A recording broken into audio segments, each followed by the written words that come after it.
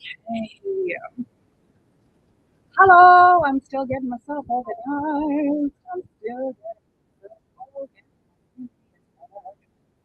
Let's push the freaking button over here. Just got like so many windows open right now. Okay.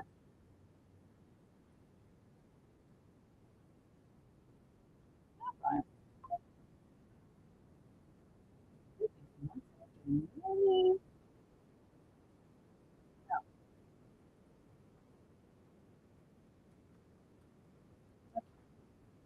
Give me a second, my friend.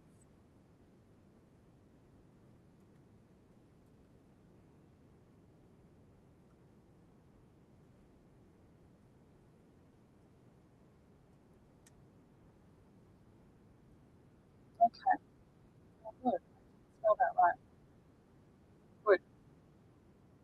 Oh my God. Tell me that I've had a time.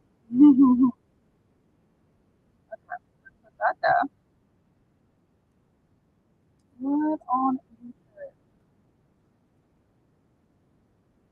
If you wanna come join. Okay. Put that there. Put that there. Delete this. You know, we're getting there. We're getting there, guys. We're getting there. In this, everyone fucking knows. Okay. Of course. Of course, I know we not left everything until the last minute. So much, you know? ADHD. ADHD. Now I just need to check. We just need to check that I can be seen across the platforms. Let's go there. Let's put that there. Perfect. Okay. Okay. Hello. Hello, those of you finding me on YouTube. This light up here is absolutely fucking blinding me. Bear with me 1 second. Sorry if you get to look at my boots. Hope you enjoy that. This light up here, you're going to have to see me in the dark because I really can't deal with it. How's that? Are we okay? So, for those of you who are joining me on TikTok, we are mostly over on YouTube. Come and join us. I'm just going to try and get this camera up a little bit. This is just for you on TikTok, you guys. Yeah, you can see my little background there. Perfect. Oh, we did it, guys. I've done it. Can I move this part down here? No, no, I can't. Yes, I can. Let's go like that. Perfect. Oh my God, how do we do it? I don't even know how to do it. We're just going to forget. We're going to forget about the TikTok and we're just going to talk to the YouTube because I can't be bothered with the TikTok. There is too many things going on. Oh my God. And I've just noticed that my Explicit Empress YouTube has got 333 subscribers and that makes me happy. That makes me happy. Let me know if you can't hear me. Let me know if you're having problems seeing me. But if you are on the if you're on TikTok and you want to be able to like see me a little bit better, then you're gonna have to come over to the YouTube because that's where we're gonna be talking. I will be kind of checking these comments to the side on TikTok. So if you do have a comment, you can put it there, but it does sound better on there, does it? What microphone have I got over here? You know what? I've been having such a problem with sound. Let's see if I can. I appreciate that. Thank you. Okay. Is that microphone sounding better on the YouTube? Please let me know. It was, of course, connected to the laptop sound, which is not very good. Okay. So what we're going to be doing tonight is, yes, this is going to be a little bit of an astro lesson. So we are going to be going through just a little bit of the fuckery that we're dealing with right now. We're going to look at some of the fuckery that is going to come for us in a little bit. But then we're going to go through our astro lesson and we're going to do a zodiac archetype, because I feel like I've been asked by a lot of people to teach. And I'm just not quite sure that I'm a teaching type. I'm more of a rambling type of person. I'm more of a here is my information, do with it what you will kind of a person. So I wanted to kind of do a little test run. I wanted to see whether there was anybody who was interested in my style of rambling, teaching, mentoring, whatever it is, because I do have those packages ready to go where we would be doing that with your birth chart. So yes, that's what we're going to do. We're going to do Aries, and I'm going to work my way all the way down. So hopefully I'll be able to do one every week. Otherwise, it will be every second week. Maybe putting 2 on 1 week. I don't know. It just depends on the kiddo timetable, really. So, yeah.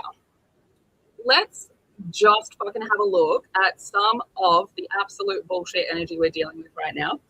Now, let me see if I can, and this could just fuck the whole system, really, couldn't it? See if I can get that screen up to look at, because I love when I can do that. Let's move this tab to a different screen. Perfect. Get you out of my way.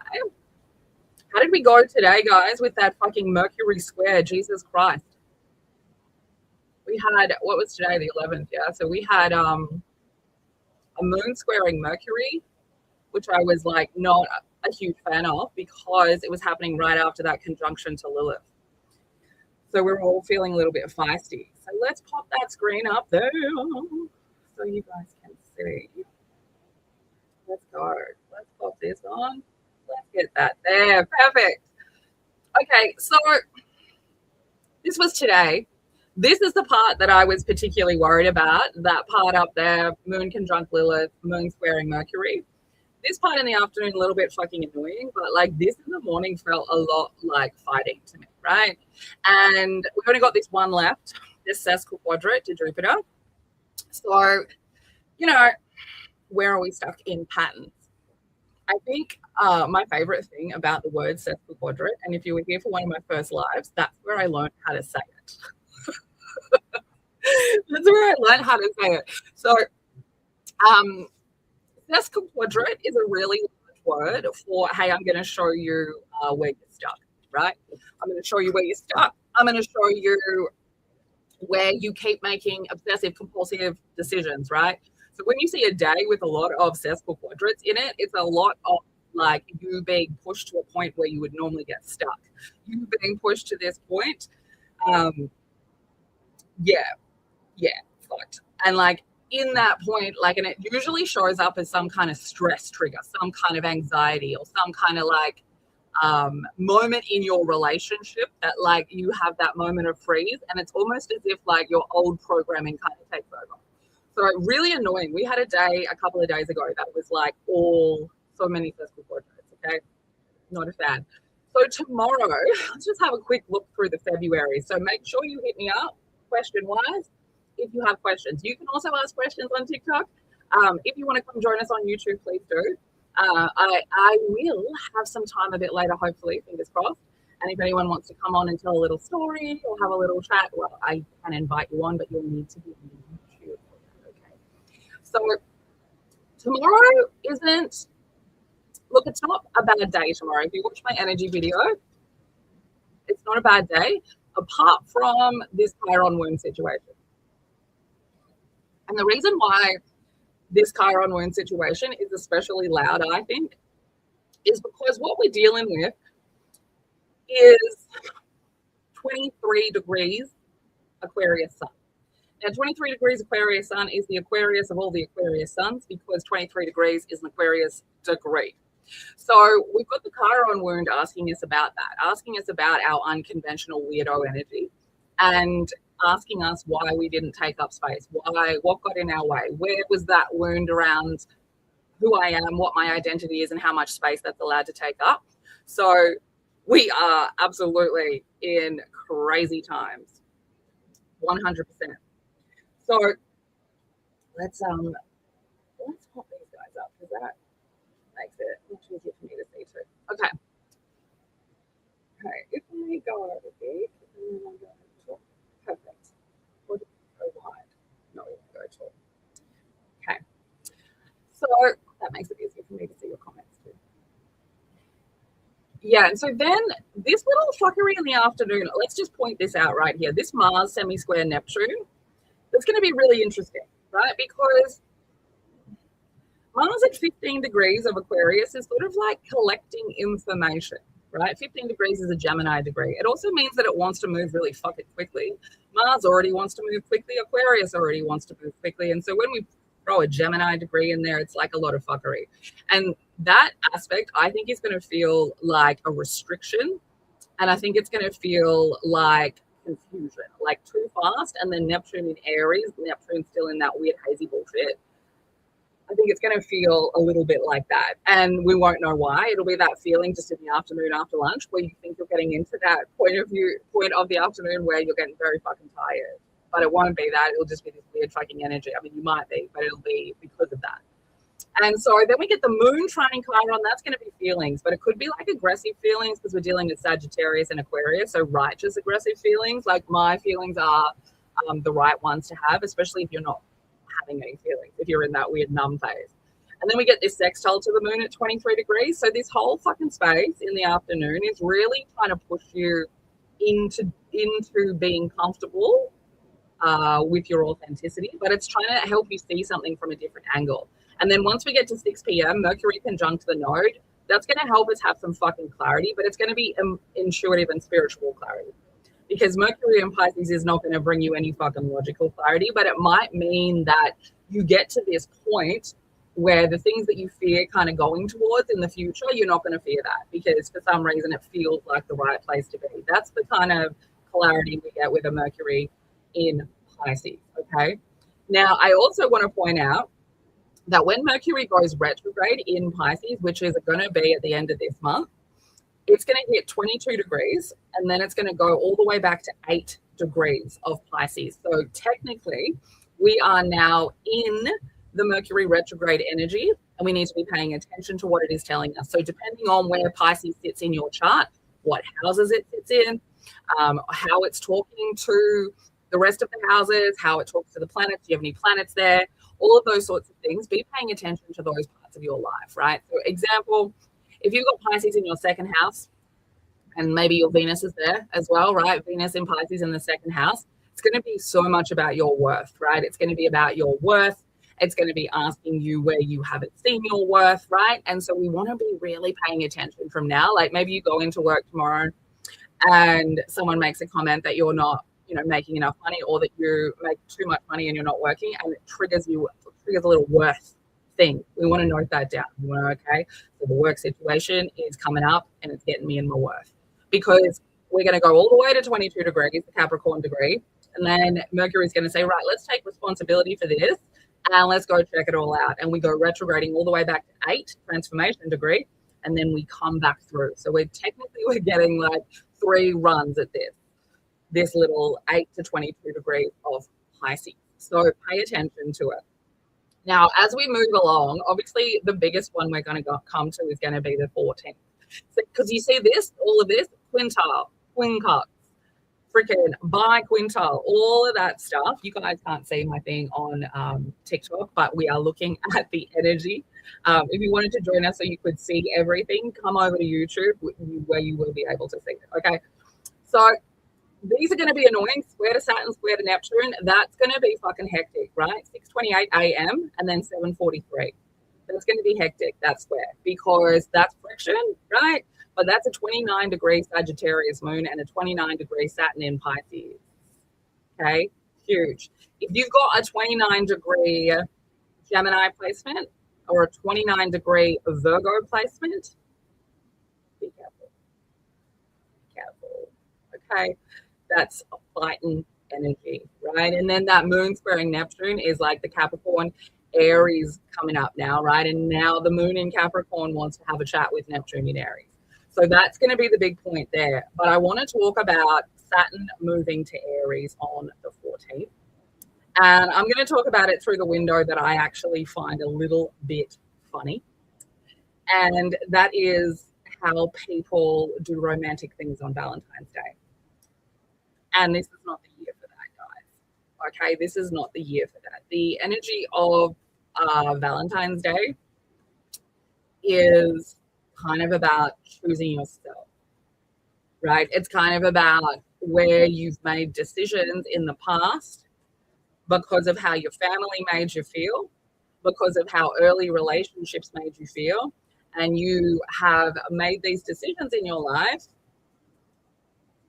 And then there is this realization, because right there in the middle of the day, Uranus comes to play with a 12-degree Capricorn moon, which is a Pisces degree, right? So it's ending something here.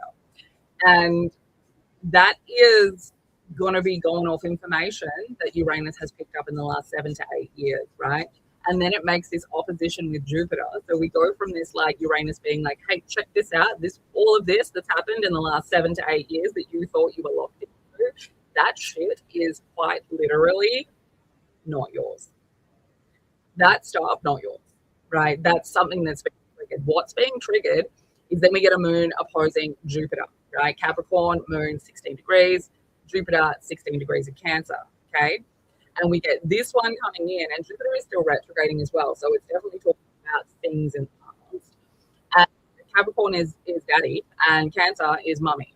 So what we're looking at is where our growing up environment set these inner values that we've made decisions on. And this day is going, actually, those aren't yours.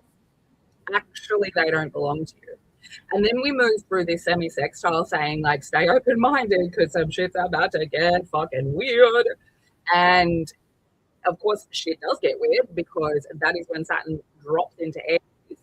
And then the first aspect it makes right there is a quintile, which is an aspect that is quite restless.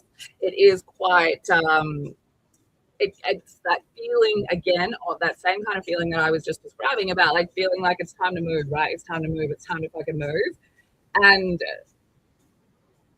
you won't be able to. You won't be able to, okay? Like, that's how it's going to feel. It's going to feel like maybe a bit of anxiety for some people, okay?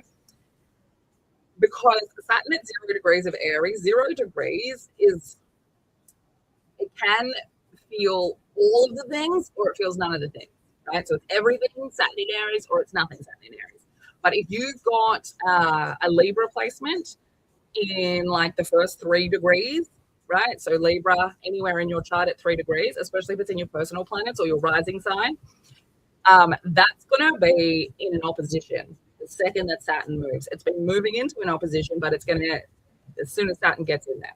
And then if you have got Cancer Capricorn energies around 0 degrees as well, so 0 to 3 degrees, Cancer Capricorn, it's going to be squaring you, right? Saturn's going to move to Aries. It's going to immediately square, okay? Immediately square. Someone in the TikTok comments is commenting that they're glad they're single. Yes, you fucking are, babe. Yes, you are. Because this is then we go into that quintile, then the next quintile. So an 18-degree Capricorn moon is going to be a bitch. Okay, Capricorn moon, already a little bit cold, right? Because like feelings get in the way of me actually doing what I need to do. And Capricorn is more of this protective energy. So it's not going to sit there and have its own feelings, right? It wants to focus on something. It wants to be a bit more grounded, right? So 18 degrees is a Virgo degree. And if you just go type Virgo degree 18 into the fucking Google machine, one of the things that will come up is it will tell you that it's called the devil degree. Now, in my experience, it's called the fucking devil degree because Virgo is already really critical. It's already very discerning. It's already, picks holes in everything and is really fucking pedantic. Virgo stellium, so I know. And when we get an 18 degree, that's the second Virgo degree. So it is just more critical, more pedantic, more judgmental, right? Like the 6th degree Virgo quite less judgmental. 18-degree, judgmental. I would say 6-degree tends to show up a bit more critical, a bit more like affecting your everyday life. But 18 degrees, in my experience with clients, with charts, with energy like this, it is much more critical of others than it is like discerning, right? So just be aware of that, because especially with these 0 degrees Aries of Saturn and Neptune, just be careful, because this is also that moment where we start to see boundaries coming into place on some of the things we've been trying to call in over the last couple of weeks, especially, but really over this, like the last period that we had these planets in Aries. So even when we think back to March, and like, I tried to make a video on the March energy, by the way, because of how fucked it was last year, but how much it relates to this, and the sound didn't record. So I will do it again. Because it's really important that you take stock of everything that happened to you in March last year, because so much of that energy is kind of coming back around now.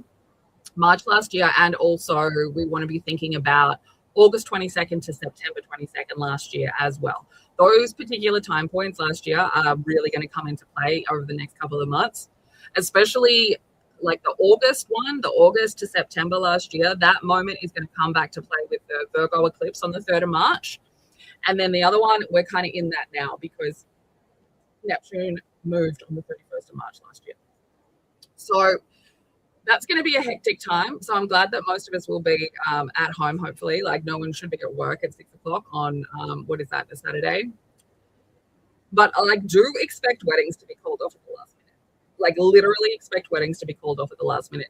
That fucking quintile to Saturn, to me, that shit reads as like, I'm choosing myself. Like from 2:30 onwards, it's like, I'm choosing myself. I'm choosing myself. That last one, semi-square to Venus, a semi-square, one of the things that it says to us is there's an outworn situation. Okay? 20 degrees is a Scorpio degree, right? Burn it to the ground, build it again, right? Death and rebirth. Capricorn's about contracts, long-term contracts, focused goals, right? So transformation of your long-term focused goals, Venus, relationships, right? 5 degrees is about like fun, pleasure. It also tells us a little bit about something that we were kind of made to feel powerless as a kid around, right? Like, so it's a little component of that. And Pisces is like this creative, imagination-based kind of love when we're dealing with things. So it's quite literally people noticing that they're not getting their pleasure or their enjoyment out of their fucking relationship, and that they've been stuck under an illusion, Pisces. And the moon at 20 degrees of Capricorn fucking says no. Says no. Like, crash and burn it down, start again, transformation. So it really is a day to not be proposing. Okay, don't propose. Don't propose. Don't ask someone to go steady with you, or whatever the fucking kids do these days. What do they say? I can't remember. I don't know what they do. But let's not be doing that. We used to kind of ask if you wanted to be my boyfriend or my girlfriend, you know, but don't be doing that. Don't do that. Also, like, you know, just be prepared for last minute weddings to be called off. Okay? And, you know, lots of people get married on Valentine's Day. So that's going to be fun. That's going to be fun, right? So just keep that in mind. Just keep that in mind, okay? So the next day after the 14th, look at this shit down here at 11 p.m. Venus is squaring Lilith at 6 degrees. Now, this is where this energy, right? Now, this 6 degrees is reminding me. As we move closer towards the Virgo eclipse, and I have made a video on this, and the Pisces fucking retrograde talks about it as well, you need to look at your health habits, okay? And I'm not talking about like doing your, like looking at your health and judging it against somebody else's. That's not going to fly here, okay? I don't want you to like look at your health and go, oh, I'm not working out, like, but that guy down there, he works out, I'm going to do what he does. That's not what we're doing here, yeah? That's not what we're doing here. What the sort of habits that we need to be looking at is we need to remember that we are dealing with Pluto in Aquarius. So that is about us, right? That is about me. So the habits have to relate to you. And because we're also in this weird process, once we get Uranus out of Taurus, where we're finding stability and beauty a lot more stable, like with life, and we've got this Aquarius energy that is trying to help us overcome any blocks that get in the way of us being authentic, that get in the way of us being ourselves. So when I'm saying look at your habits, what I mean is realistically, like as if you're Big Daddy Sam. Okay. What are you trying to achieve in your life? What work do you do throughout the day? How does your body move? What sort of sustenance does it require? What sort of strength does it require? If you're sitting down all day at a desk, then like the bare minimum is a 30-minute walk and stretching your chest and back, right? So you don't need to be putting habits in place that says like, oh, I need to run fucking 10 kilometers a day and lift weights for half an hour, right? Like we don't want to be putting in habits like that. We want to be a little bit more realistic about it. And the Mercury Pisces situation is not going to help, but we want to really be looking at where we want to be in the future. And let's go 6 months because that's how the moon cycles kind of roll. 6 months time, what do you want to feel better? Right? And it might not be your physical body. Maybe your physical body is sweet, right? What about your emotional habits? What about your spiritual habits? What about your mental habits, right? So we want to be making sure that the schedules, the timetables, the habits, the things that we're building belong to us for my body and for where I want to be in the future, not based on someone else. I think we're going to start seeing a lot more people like starting to take up their own type of fitness. And I think we're going to see a lot less of people really just grabbing on to like internet programs for eating or internet programs for fucking working out, because we need to be aligning with ourselves. Not the same things don't work for everybody. And that's really what this energy is going to be showing us. And for some people, it's going to be showing it to you by you getting injured, right? Or by like you getting sick. Okay, so if you're starting to feel that something is trying to show you at the moment, because we're already in Mercury and Pisces, okay? So let's be looking at the habits. But on the 15th here, and like if you haven't seen this already, and you can't see it on TikTok, but you can if you join us on YouTube, at 5:30 and then 6:20 on February 15th, the moon is going to sextile Saturn and Neptune, right? And all that shit's at 0 degrees. So the moon's going to be in Aquarius at 0 degrees. And for me, this is really something. This is really us having to make a conscious effort, having to really like lock in and go on a bit of an exploration of what it is that we actually want to be building. What have you been dreaming about since the 27th of January? What have you been wanting to come into your reality? And then before then, last year, end of March to, I want to say October, end of March to October. What did you want then, right? What were you dreaming about then? What did you want to bring in then? Now, the other thing is that when we're looking at last year, we can also look at July to end of September. What were you dreaming about that came into play physically into your life then that needs some adjustments now, right? Because we got Neptune and Saturn both in Aries for those few months, okay? So we can make adjustments to that now. But that Venus square Lilith, because it's at 6 degrees is about your everyday life. So 11 o'clock on the 15th, that's fighting energy. That's fighting energy. So if you didn't, get broken up with on the 14th, it's fucking coming, okay? Because Lilith at 6 degrees of Sagittarius. So Lilith is trying to show us here something that we've rejected about our truth, right? About our truth when it comes to our physical experience, right? Your housemate's been sick for 3 weeks. Yeah. Lots of people around Pisces, big Pisces energy, get sick. And it's a sign that they've got undealt with trauma, in my opinion. Okay?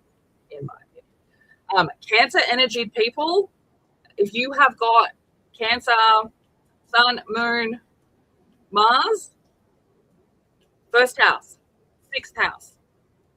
If you have Cancer anywhere there, even Chiron, be careful. Just be careful, because with the eclipses, your systems are about to get overwhelmed. Cancer energy is run by the moon. Eclipses will overwhelm your system. So take extra care, okay? Get extra rest. Don't be around lots of people, okay? Okay. So the sun will square Uranus on the 16th. That'll be wild. Expect the fucking unexpected on the 16th. Really, from the 14th until the 21st, just shit is going to crumble down. Like, look at all of these big aspects, yeah? The moon conjuncts Pluto at 4 degrees. Now, we haven't had Pluto at 4 degrees for 250 years, okay? We got up to 3 degrees and then we retrograded. So this This is the first time in 250 years we've had this aspect. Okay.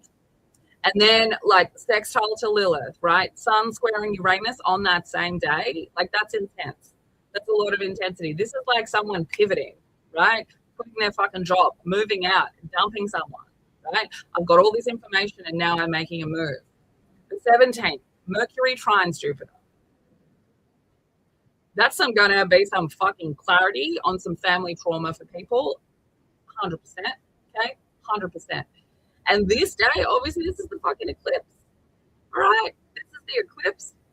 And it's happening at 28 degrees, which is the Cancer degree. So there's a lot of this that is helping us get aligned since we've been dealing with all of this fucking Jupiter in Cancer and mother wound shit. Okay? So pitching your business idea, you've got to look at your chart, babe. You've got to look at your chart to know when to pitch your business idea. I wouldn't do it near the eclipse just because you need to be careful around like big things like this. And this is actually good advice to everybody. You need to be really careful because you might get locked in to a longer contract than you want, right? So yes, the Aquarius Leo cycle is like 18 months, but the bigger cycle is like 18 years. So you want to be careful with where you're putting this in and looking at your chart, because if there are a lot of endings happening in your chart, you don't want to be pitching a business at that end. Okay, so just be careful. Okay, just be careful. Now the day after the eclipse is also rough. All right. Now that eclipse is going to be especially rough for anyone with late degree Aquarius Leo or late degree Taurus Scorpios as well. Okay. If you're Taurus Scorpio, late degrees, the eclipse is going to square your shit. Okay. If you are Leo, it's going to oppose. And both of those are causing friction. Okay. So just be aware of that. Now, the other interesting thing on the next day after it is that Venus conjuncts the node at 8 degrees, transformation degree, like literally first thing in the fucking morning, like after the eclipse. So that to me is particularly interesting because we're really looking at our worth, our future, and the transformation of those things. And the sort of the transformation for me, it reads as the lessons that we can learn now that we've transformed our idea of relationship, right? Because the North Node represents like things that we need to learn, right?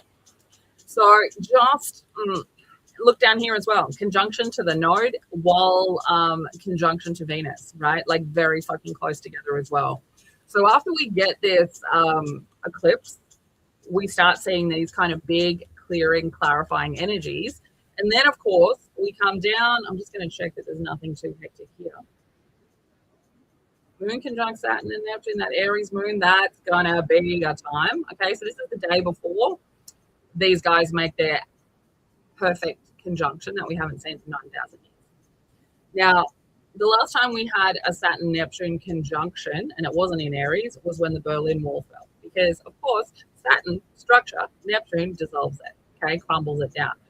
So this is going to be the moon, so our feelings are going to come into play here, and we're sort of like all having a little Aries chat. So on the 20th, what day is that? What date is that, people?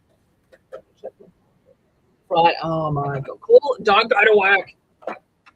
Don't go to work. If you don't like your workplace, don't go to work. Okay. Don't. People are going to be in a fucking wild energy. Okay. Subtle evented Pisces. People are all fucking floating around. Mercury's in Pisces. Is about to go retrograde. I wouldn't be dealing with that. Okay. Have a long weekend. You want me to write you a letter? I'll write you a letter. And then we get it here. 3:52 a.m. is the conjunction to Neptune, and this is Melbourne time. Okay, so add or minus where you need to. Good luck anyone fucking sleeping. Okay, no one's going to be asleep. We're all waking up. So take the Friday off.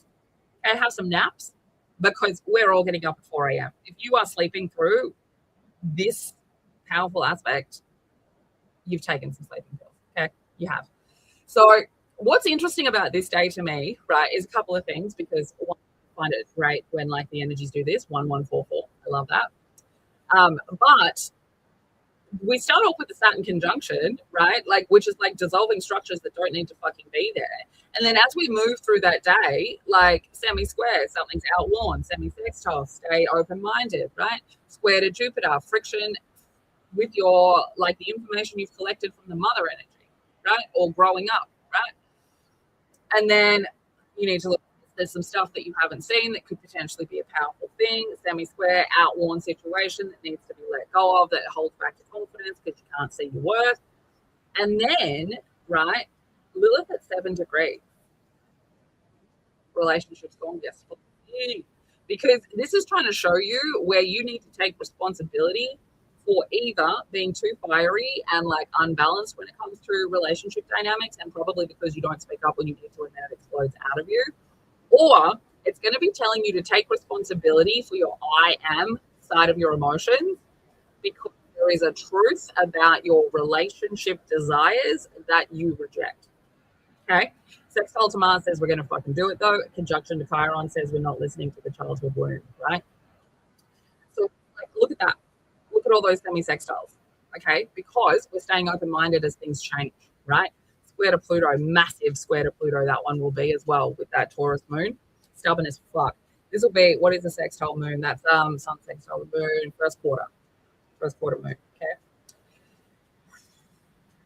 Rough. First quarter moon isn't as bad as the last quarter moon. Like, look at these weird things. Venus trining Jupiter. Like, some of these things are very rare to see all of them in a line, okay? Like, these are major aspects, right? Sextiles and trines and conjunctions and squares are major aspects. The other ones, the weirder words, they're not as, we don't feel them as much. And so, like, literally all these things, like, the eclipse is giving us the shift, and this is like moving it through our systems. Like, this will be a rough quarter moon, half moon, whatever the fuck it'll be. That one on the 24th, that'll be rough. Pisces, Gemini, that's not going to make any fucking sense. Jesus Christ. Confusion as fuck. Confusion as fuck. All right. Okay. I'm sure there was one more that I want to hear. Look at this. Sun square Lilith. Sun in Pisces at 7 degrees, like the illusion of relationships, or like the beauty of relationships, or the creativeness of relationships, or like where you like idealize relationships and how that kind of goes against your truth of what you need. And then this square to Neptune, good luck, Cancer, Aries people, fuck me, and also Capricorn, Libra people, that's going to be rough. With the square to Saturn straight after. So like February, I think I heard an astrologist say today, February is not for the week, and it fucking isn't, mate. Like, look at this. This is like the last day of the month. Can we even? I've never seen so many aspects. Look at that. And one of them is Mercury conjuncting Venus in Pisces at the Capricorn degree. Yeah. Although for magic, very good. For magic, very good. Mercury and Pisces people love magic, very good on that day. Okay. I'm not going to go into all of them, but I do just want to like skip forward here to this eclipse, because 3rd of March. The day of this eclipse, this is the Virgo eclipse. This is the one that is closing out that period of time that was August 22 to September 22, 2025, and all the fuckery that happened during that space in time. But it is also calling back to the Virgo eclipse we had in March, right? That's what I'm saying, March, and then that period of time. So that period of time, August to September, there's something coming to ground from that period of time, from something that you either consciously planted seeds about, or something that needs to come back around so you can really see it and understand it. And the first thing that the Virgo moon does before it jumps into this eclipse, right, is it asks for these adjustments to be made in the Saturn Neptune, okay? And then it shows you where there's like a way that you can't move intuitively because of information you picked up from your family space. And then this is quite literally about your family space, 4 degrees, and it's Pluto, so you're making adjustments in there. And then this is transformative fucking bullshit here, square to Lilith, 8 degree Virgo moon. Like, this is going to be a nitpicky day. I would call in sick that day. Just put your days in now. Just put your days in now, okay? Because that's a fucking wild time. Okay, if anyone has questions, can I please repeat that? Which part do you need me to repeat? What do we do at 4 a.m. on Friday? Right. No, what we want to be doing is acknowledging feelings that come up in our body, right? When we get that Saturn-Neptune conjunction, that's what we want to be doing, right? We want to be like feeling through things that are dissolving, right? And that's going to go for that whole entire day, right? It's going to be a couple of days worth because like Saturn takes, I think it's like 10 to 14 days to move 1 degree. So we're in that conjunction. I mean, we're already in it. As the closer we get, the more perfect it gets. But it will take a number of days for that energy to start going back down. Okay. So just tread carefully. Tread fucking carefully. And then the 3rd of March, stay in bed. Well, it's a Virgo thing, so you should probably like clean your house or something. I don't know. Do Virgo things. Now, let's get this fucking bad boy off here because we all know that shit's weird. Please feel free to ask questions. Also, for those of you on TikTok, the reason that I'm doing my live on YouTube is because it will upload as a video that you can watch afterwards, and I'm going to chop it up so that I can take some of the information and drop it into smaller videos for you. So that's why we're doing it on the YouTube, because it's much easier for me to do that, and it's going to be available for everybody. So we have reached the part in this little life where we're going to start school. So welcome to class. If you are an Aries, especially, welcome to class, because we are going to be talking about Aries. We're going to be talking about everything that I could possibly know about Aries energy. And I'm just getting my information up in front of me. So this is the little part, if you've only just joined me, where we're just going to do a little trial run and see whether or not the way that I deliver this information is something that people maybe want as like kind of school, right? As like some kind of mentoring situation, because heaps of people have asked me, and I just you're recording it, excellent. I'm glad, good job, record away. Oh, thanks, Joel. So, yeah, if you like it and you're interested in some kind of mentoring, and what I would do is go through your birth chart with you, right? We would get your birth chart and we would just go through it. Like, we can stop on whatever you want. If you want to look at work, if you want to look at love, we can focus in on those things. And like you and I can basically work it together, like instead of teaching classes, because that's not really my style. Like the ADHD in me just really likes to just do new things, obviously. But because I'm an Aquarius rising with a Virgo stellium, I really like to make sure that when I am teaching people things, especially if it's one-on-one, that we're doing it like in the right way, that we're doing it in the right way for you, right? Because not all teaching styles work for people, okay? So let's get into it and let's talk about the freaking Aries energy. And for those of you on the YouTube, you get to have my fantastic graphics. So that's fun. That's fun. Okay, I'm going to put the comments away because some of the information up there we want to see. I can still see your comments though. Okay, I can still see them. Okay. Yeah, on the TikTok, if you know anybody who wants to know about Aries energy or who's trying to learn astrology, share the fucking video, okay? Share that shit because we're about to do probably a 30-minute lesson on the zodiac archetype of Aries, okay? Hey, Lainey. Okay, so Aries.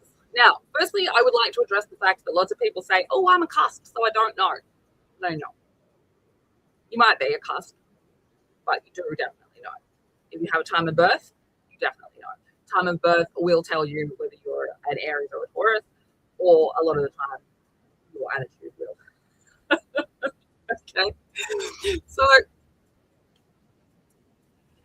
Aries, March 20 to April 19. Now, the order of it, Mars. Okay, so we're dealing with Aries, the Ram. Okay, we're dealing with the planet Mars. So, firstly, just from those two things, you can kind of piece that shit together, right? Like if you knew nothing about astrology, you would know. Okay, Aries, god of war, Mars, fucking war, planet of fire, right? Aries fire, right? So you can kind of get that together. Now, Aries is a masculine sign.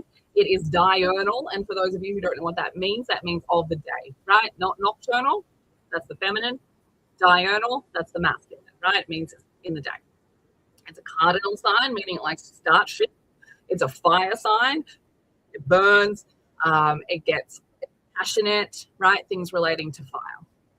Now, it's on the axis of identity, and it's on that axis with Libra. So Aries, I am. Libra, you are. Aries, me. Libra, you. Okay? So that axis also can tell you where Aries energy kind of struggles, right? Where's it struggle? In Libra energy, okay? In Libra energy, because it's at the opposite end of the stick. So Aries, really fucking good at seeing things from its own perspective, from understanding itself from its own perspective. And what it's not good at is balancing relationships, or the balance of relationships, or just relationships in general. Aries people can have a bit of a struggle with it. We are going to get into the decans of it, because there are 3 different types of Aries energy, and that's just in the sun. And this is where we kind of get to that point in the astrology talk where I'm going to say people who are like, what do you say that all Aries energy people are the same? That can't be real. No, it's not. That's not how that works. Okay, because depending on what you fall in, depending on what degree your Aries energy is at in your sun, depending on what it's talking to, depending on your house system. We all know this if we are astrology lovers. Oh, hello and welcome to the YouTube, my friends from TikTok. Nice to see you. So Aries energy is I am, right? That's what it is. I am energy. And it's about being the pioneer, right? It's about being the hero. It's about being the initial spark of fire, right? And it is the beginning of everything. Of the zodiac year, it is the beginning of the zodiac year. Speaking of, I am doing a journal that is a whole zodiac year from March to March. Pray for me, because I'm almost done with the editing, and then I'm going to upload it, and hopefully we can get it in a hardback journal, and it'll be ready by the time we get to Aries season. So it is on that axis with Libra, that axis of identity, and that axis is about balancing our desire for freedom with our desire for independence, right? So if you have got, wherever you've got Aries in your house system, the opposite house is going to have Libra. And if you looked at those 2 places as, okay, in my Aries house, I'm going to desire freedom and independence. And in my Libra house, I'm going to need to find balance here with self-exploration and forming relationships with others, right? So I need to be free and independent and explore myself, but I have to balance that out with how I build relationships and interact with others. And that's where, like Libra, what does Libra struggle with? Aries. It struggles with knowing about it from the I am. So if you're a Libra, oh, and Aries has arrived. Oh, welcome to the party, Aries friend. So, yeah, Aries people struggle with balancing relationships. Now, in my experience, Aries women struggle with balancing relationships because they overgive. Aries men struggle with relationships because they can't see from another perspective. The thing about Aries energy is that it has to learn about empathy for other people's emotions through really putting themselves in somebody else's position, right? So they kind of have to experience other people's emotional states, and they have to like watch somebody else go through it, question somebody else, like help somebody else through their emotion so that they can be in and around it as close as they can. And it's from that point that they really start to be able to build empathy. And I think that is where a masculine Aries gets kind of let down, because, and especially, and I'm talking mostly like the older ones, right? Like my dad was an Aries, right? So old school Aries energy, because we are in this time where it is slightly changing. But that old school Aries masculine energy had a really fucking hard time with feelings, right? Had a really hard time with fucking feelings. And so they didn't have conversations about feelings. They didn't have people that they could talk to about it. And so they didn't learn empathy. And all of the Aries young men that I know these days, they do have better ways to communicate feelings. They do have good conversations with people about emotions. And they do, like, honestly, try to figure out how to have empathy. And some of them can't, right? It really depends on the rest of their chart. Like an Aries energy masculine with no water or no air in their chart, they're not going to be able to have conversations. They're not going to be able to understand feelings, okay? So we see that I am energy of the Aries, and it struggles to balance or healthily embrace the I balance you are energy of Libra, right? But when we're looking at the sun energy, the opposition energy tends to be the thing that comes out when they get threatened, right? So when an Aries, and you guys, Aries people in the comments, please feel free to tell me I'm right. When you come at an Aries, right, you get a primitive Libra, right? If they're feeling threatened, primitive or toxic, whatever you want to go with, right? And so for feminine energy, that like unbalanced, toxic kind of Libra energy is either like self-sacrifice to the point of your own fucking detriment, right? Or it's like vindictive, jealous, kind of ego, and like being unable to find balance in situations, right?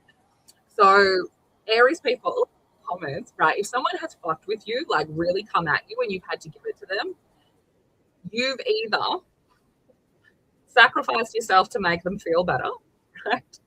Or you've gone, you know what I know about? Revenge. You know what I know about? Balance. And you know what's unbalanced? This. And I'm going to fucking balance that out. Right? And Libras are very good at that. They know exactly, like Libra energy, they know exactly the right type of revenge. The right type of balanced revenge that meets the fucking thing you've done both. Oh, I love that.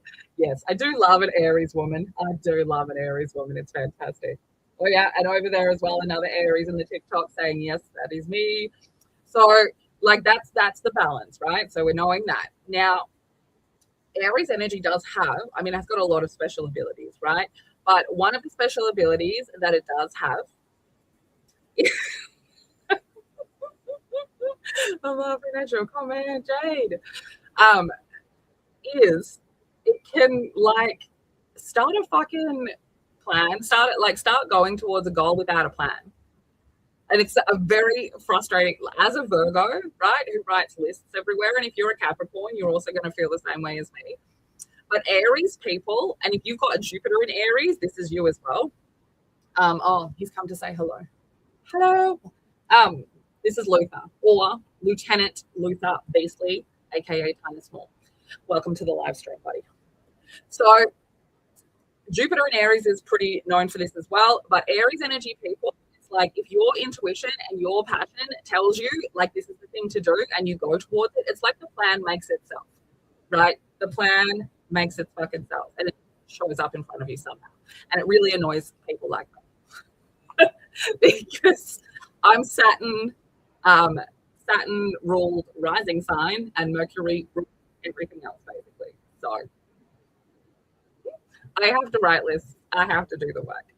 So we get this Aries energy. It's very good at doing shit, right? Because it's a cardinal as well. So it can start stuff. It really can start stuff. A lot of times Aries people will need to have like a mutable friend to kind of keep them rolling along, right? To keep them rolling along in the thing because they can start it, but then sometimes it gets overwhelming because it's working out and you're not ready for it. And like you're rolling down the hill way too fucking smart, way too fast, right?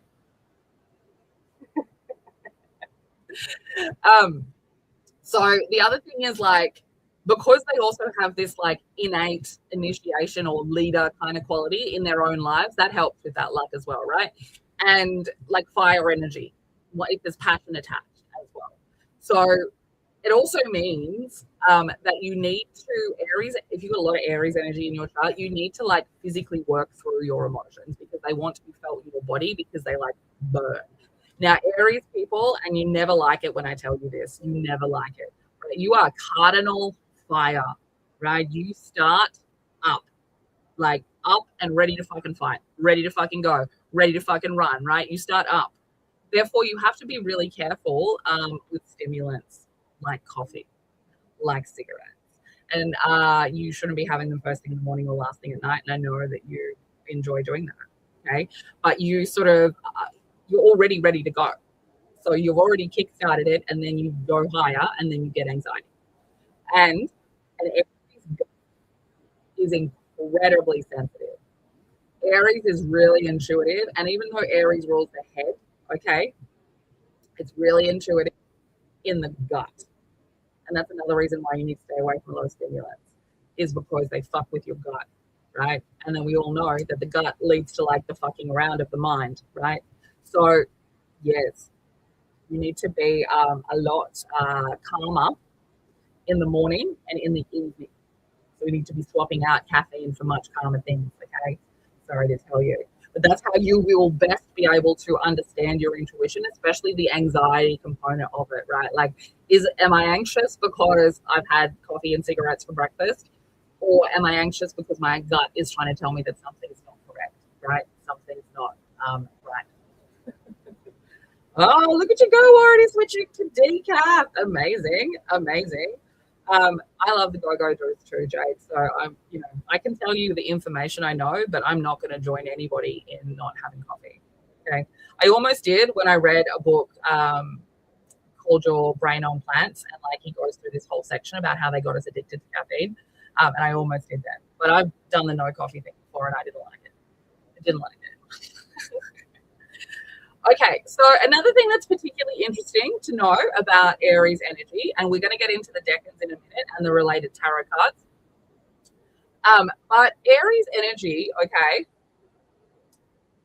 it's got like, well, they all do, right? They've all got three evolutions. All zodiac signs have 3 evolutions. They've also got 3 decans, okay?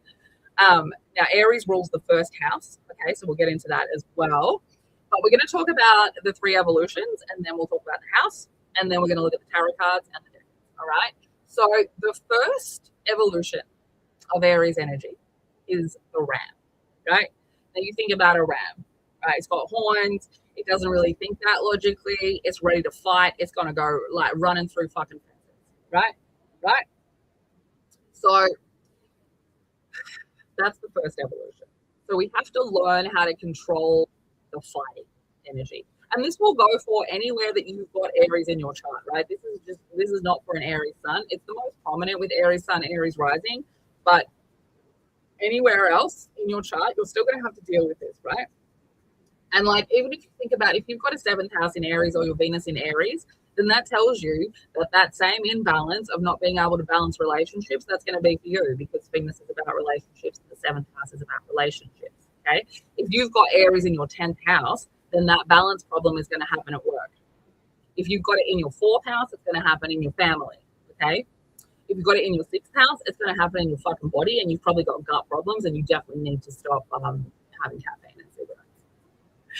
So the second evolution of Aries is the shepherd, okay, or the hermit, sometimes it's called, but mostly it's called the shepherd, right, in all of the books and things that I've read. Now, the shepherd, what is the shepherd? The shepherd is kind of a little hermit, right? Like the shepherd is alone. It's just the shepherd and the sheep. And so it's sort of where you know that you don't want to fight anymore, but you don't know how to not fight anymore. And so then you just kind of go, well, I'm just going to hang out with myself, because like, then at least I'm not going to get into any fights, right? Now, the problem with that is the same, is that Aries rules the head. So we get some overthinking happening in that, right? So we move into this shepherd mode. We go from this fighter, the ram, into the shepherd. We self-isolate. The third evolution is called the reborn sun, okay? And that's where you have your inner confidence, right? So you're no longer like waiting to fight somebody. You're no longer so fired up all of the time that you are like quite literally ready to jump down someone's fucking throat at any instant. Don't fucking come at me, right? You're also not someone who's like, fuck people, I'm not hanging out with anyone. You can all leave me alone. People, friends, family, all of you, I don't want anything to do with you. Leave me the fuck alone, right? And then it's kind of in that space that you find yourself, right? It's kind of in that space. You spend some time with yourself. You get isolated.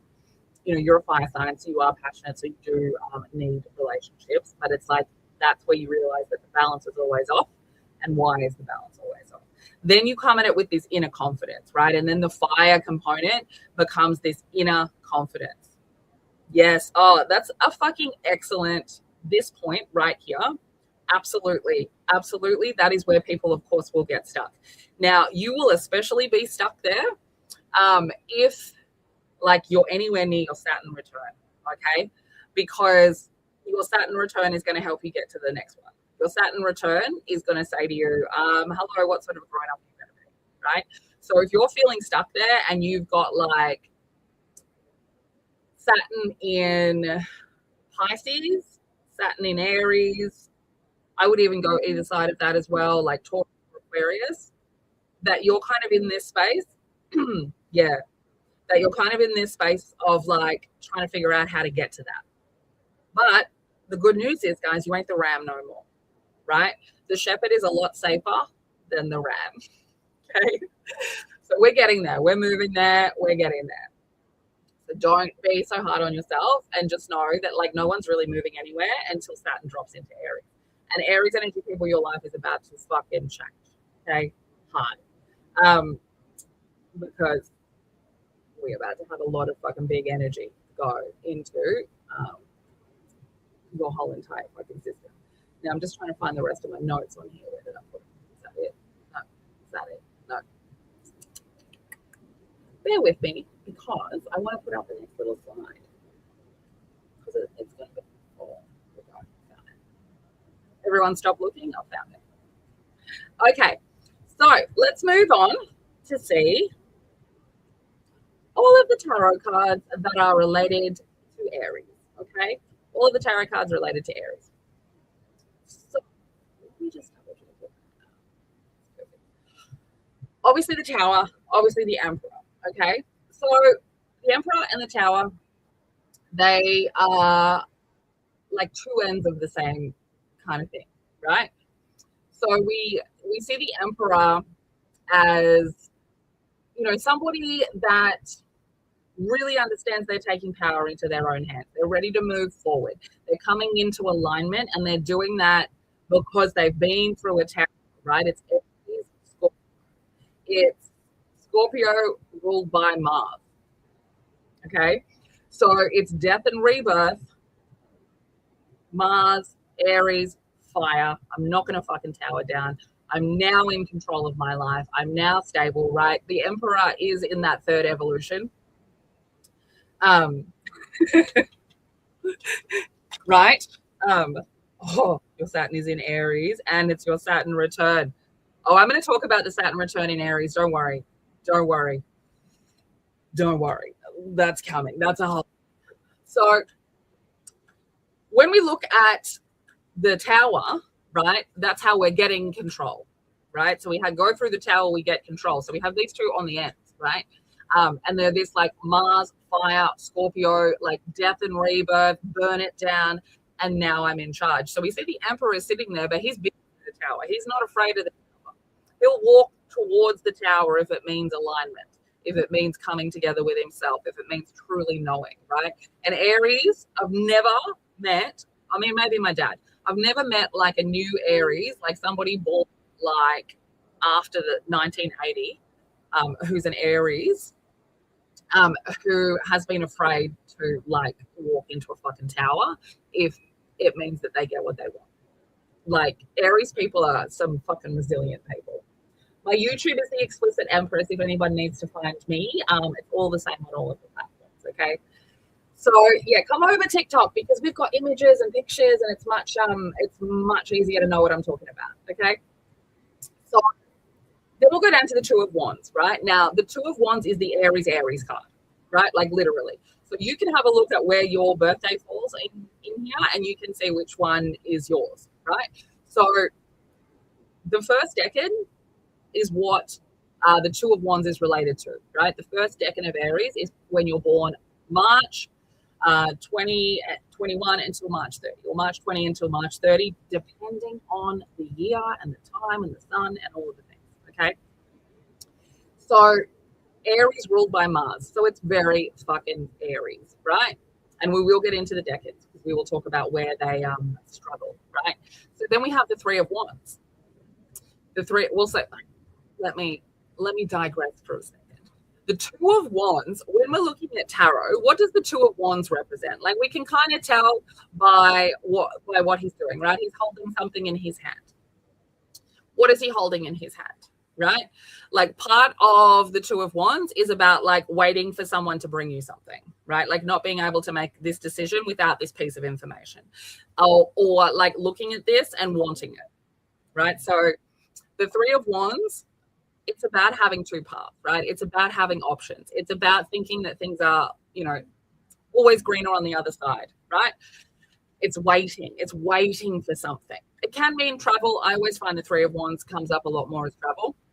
It can also mean like detachment and withdrawal, just really depending on like the rest of the reading and how you are going about it. Now, when it's in reverse, it's a fear of change, right? It's being indecisive. It's being in self-doubt, right? Now, that's kind of when the Aries is like not at all comfortable, right? When you're not at all able to be yourself, when you're being held back, right? That's kind of the Two of Wands in reverse. When someone's getting in your way, when you start doubting yourself, right? Two of Wands. So then we go on to the Three of Wands, and the Three of Wands is about freedom, right? It's about moving forward. It's about travel. It's about being able to look out into the distance and see what's out there. It's success. It's getting like a really good outcome, right? It's seeing forward. It's moving forward. It's foresight, right? It's forward planning. It's about taking, going on adventures and being confident and brave and moving forward. And obviously in reverse, it's the reverse of all. It's like it's getting stuck, moving backwards, maybe having to move back home, maybe getting back with an ex, doubting yourself. Okay. And then the Four of Wands. So when we look at the Three of Wands, we can see it's about travel and freedom, and it's ruled by the sun, right? So that makes sense, right? It's Aries ruled by the sun. And then the Four of Wands is Aries ruled by Jupiter. What's Jupiter about? Jupiter's about expansion. Jupiter's about growth. Jupiter's about luck, right? So the Four of Wands is about the Aries energy, and it's about this like luck and abundance. Okay. So the Four of Wands is about happy families. It's about like going home for like a home celebration. It's about having good self-esteem. It's about like alignment. Okay. Because, the original Four of Wands card is like four sticks, like sticking up out of the ground. So it's like 11 as well. So it's alignment, right? So it's about, coming into alignment with yourself, coming into alignment with others. In relationship readings, it's coming into alignment in the relationship, okay? In reverse, it's obviously the reverse of all of that. Things getting cancelled, family things getting cancelled, unhappy families, things not working out, like divorce kind of energy, right? Things breaking, having to like uproot everything, not feeling secure, okay? So these 2, 3, and 4 of Wands are related to the decans, right? Now, the decans are just exactly that, where we divide the zodiac, we divide it up into 3 parts, okay? Now, I hope you like my little faces because I think they're really fun. Oh, hey, Harry, on the TikTok. We're over on the YouTube. So I've got my little pictures up over there. You're welcome to join us, obviously. Nice to see you coming in, Harry. If you don't follow Harry the Boy Medium on Instagram, go and follow him. We had him on Spiritual Tea the last time I did Spiritual Tea, and he has got some really amazing stuff coming out. So Harry is the best medium that I've ever experienced. He's magical, but he's going to be doing intuitive classes, and he's going to be doing like meditation classes and stuff. So go and follow Harry the Boy Medium, especially if you live in Melbourne, because you will have never been to a meditation type, intuitive type event until you've been to Harry's. And I haven't been to it, but I know him, and I know how thoughtful he'll be. Okay, is this for Aries placement people? 100%. 100%. Oh my God, I just saw some of these TikToks your I just saw some of your messages come through. I mean, tell me, look at this. See, well done. Correct. Geminias. We stay away from Gemini men, don't we? Yep. And yeah.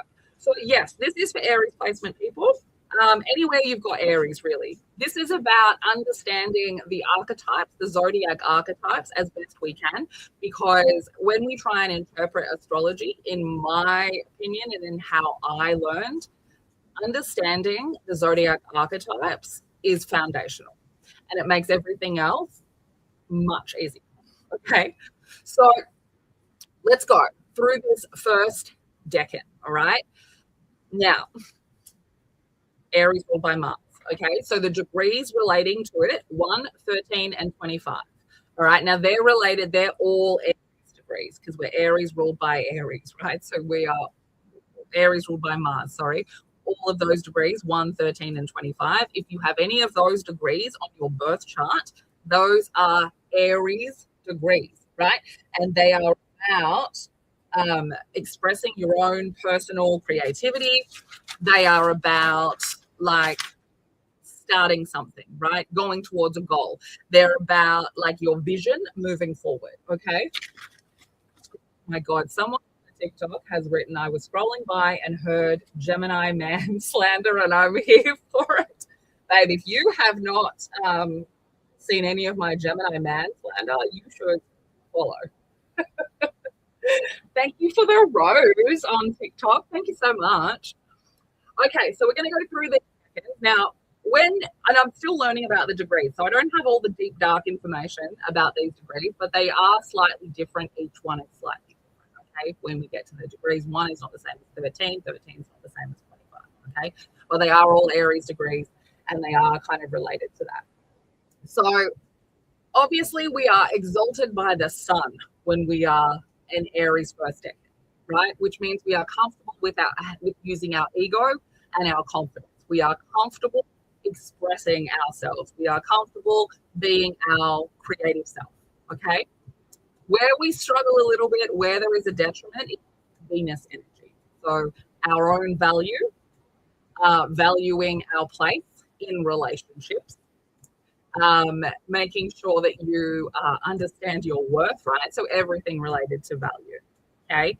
How you value yourself, how you value your worth, how you see your self-worth, how you value relationships and that imbalance, how you value your feminine energy.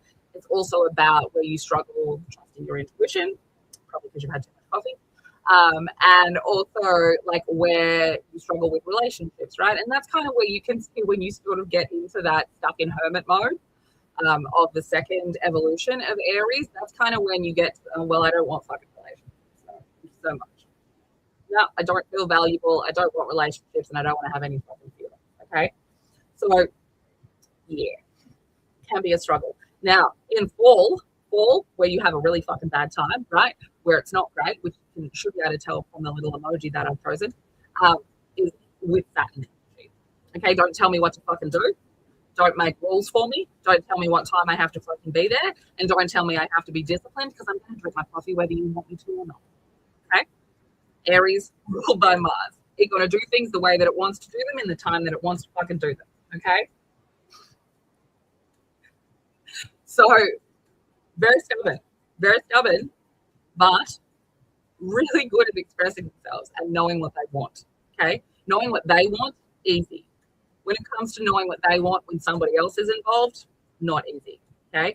And then when somebody else is involved and they're trying to make rules, and if you've got, if you are this first decan Aries and you've got like a hard earth in your 10th house, then that's going to make work really difficult, right? So if your 10th house is a Capricorn, is a Taurus, is a Virgo, even is a Scorpio, if you've got those in your 10th house and you are born with an Aries sun in that first decan, you're going to have a lot of a hard time at work because you're going to need to find a job where you're either the boss or you're not under heavy discipline, because that's not fun for first decan Aries. So then we get to the second decan of Aries, right? So this is if you're born March 31st until April 10, okay? Then you will be a Aries that's ruled by the sun, and you fall into the second decan. Now, those degrees, 5 and 17 degrees and 29 as well, they're all related to Leo degrees. So they're all related to the sun, right? Sun degrees. So they're about expressing like your own creative self. They're about knowing how to express who you are as a person. They're about really enjoying life and like carrying with us like inner child kind of energy. So the second decan of Aries, born March 31 to April 10, ruled by the sun, exalted in Jupiter. Fucking growth, yes.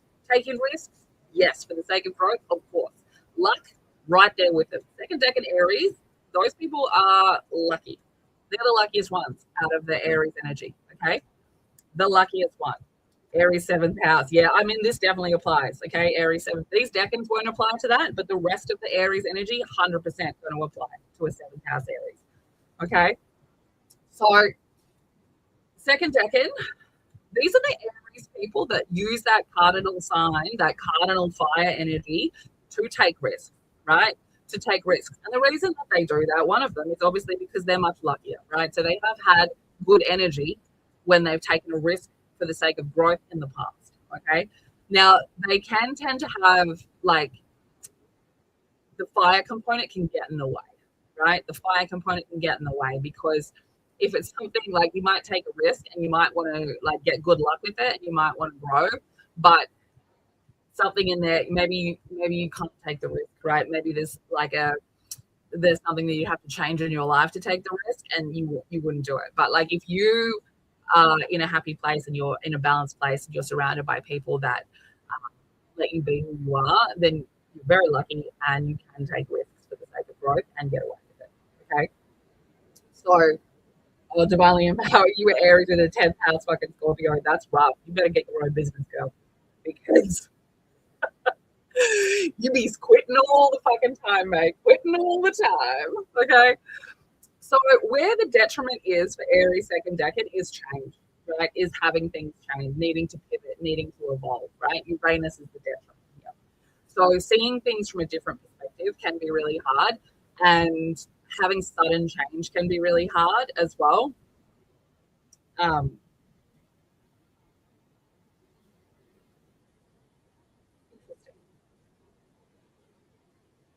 I'm just like the comment that just came up. I hope you're okay, Alison. You're okay, Alison, in the YouTube comments. Okay. Hope you're okay, darling. Change is getting you. Yeah, you second decan, babe. So it just makes you uncomfortable, right? And one of the reasons why it probably makes you uncomfortable is because when you're like ruled by the sun, it does have a little bit of a Leo quality to it, right? Like it does have a little bit of a, like the sun needs to be shining on me for me to feel safe to make the change, right? So second decan Aries, like you really need everything to be working out for change not to be as scary. It still will be. You still will struggle to like adapt and like really feel comfortable. It'll still take you a little bit longer. But if everything is working out, it's much easier, right? Because then you're in that kind of luck, growth, taking risks, having them working out, and you're kind of just on that roll. And so it does, if we're starting something new and it's changing, we're already in that space, it's much easier, right? So fall is Mercury, right? Being able to communicate what you need, being able to think logically, being able to hear communication, how it's being delivered to you, right? Being logical. Now, I also like to call in when we see these, when we see the planets come up here with exalted, in detriment, or in fall. Mercury is an interesting one because it is about our logic and our thought and our communication. But Mercury, the god, there is a component to Mercury, the god, that is tricky, is trickery, right? So when I see a fall in Mercury and I see logic, communication, and thinking being those kind of qualities that Mercury brings, what that also speaks to me is like really not trusting your intuition, like not being able to understand your intuition because like you're maybe you're trying to think about it in a logical way and you can't, but it's also like that kind of miscommunication energy is why that's an issue. Is that trickery kind of energy. So it's like you don't quite hear things in the way that they're meant, or you put it into a logical space when you should be trusting your intuition. It just causes like difficulties around communication and around logical thinking and like understanding what it is that people are actually trying to say to you, right? And look, also because you're ruled by the sun, and like it's like small little bits of thinking are not going to light you up. Like you think big, so tell me something exciting, right? Tell me something fun, right? Yeah, exactly. Not trusting your fucking spirit, guys. 100%, babe. 100%. I mean, Cancer in the 10th house, stubborn as fuck as well. Okay, Cancer's a stubborn. I don't care what anyone says. Don't be coming in here saying, "Oh, you know, Cancer energy, it's the mother energy, and it's so loving and nurturing." Yeah, you know what else it is? A fucking stubborn bitch. Okay, stubborn bitch. You got Capricorn on the other end of that axis. So yes, Ashley, is you got a Cancer in the 10th house as an Aries sun person, that can also be a struggle. Yeah, in your first decade, 100%. So second decade, right? Now we can kind of see how that relates. If you think back to the cards, right? The Two of Wands, it wants to express itself, it wants to be creative, but it's kind of waiting around and like it doesn't really want to be intuitive because it's fire and stuff, and it doesn't want the rules. It just kind of wants to do it, right? So that's kind of how they all talk to each other as well. So then we go on to the third decan. So this is if you're born at the end of that Aries season, April 11 to April 20. Now this one's very interesting to me, right? Exalted in the South Node. Exalted in the South Node. Now, these are Aries ruled by Jupiter. So these are Jupiter related degrees, and these are Sagittarius degrees, so 9 and 21. So they're about like growth and luck and spiritual things and values and higher learning and higher education, right? This is the Aries that wants to go big or go home, right? But it's not super risky. It's not as risky as that second decan. Okay, it's not as risky as the second decan, but it will, if it wants something, it'll get it. It's gonna light the fire and go and get it, right? So exalted in the South Node, this third decan of Aries, right? So the South Node is your comfort zone.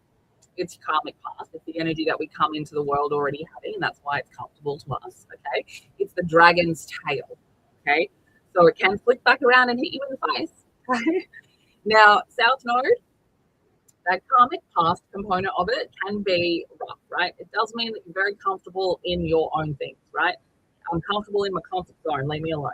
I'm comfortable doing what I'm doing, and I'm good at this, and this is where I'm staying, and this is what I'm doing. Okay. Now it can be someone, I have seen it a couple of times, that it's like you're not very lucky.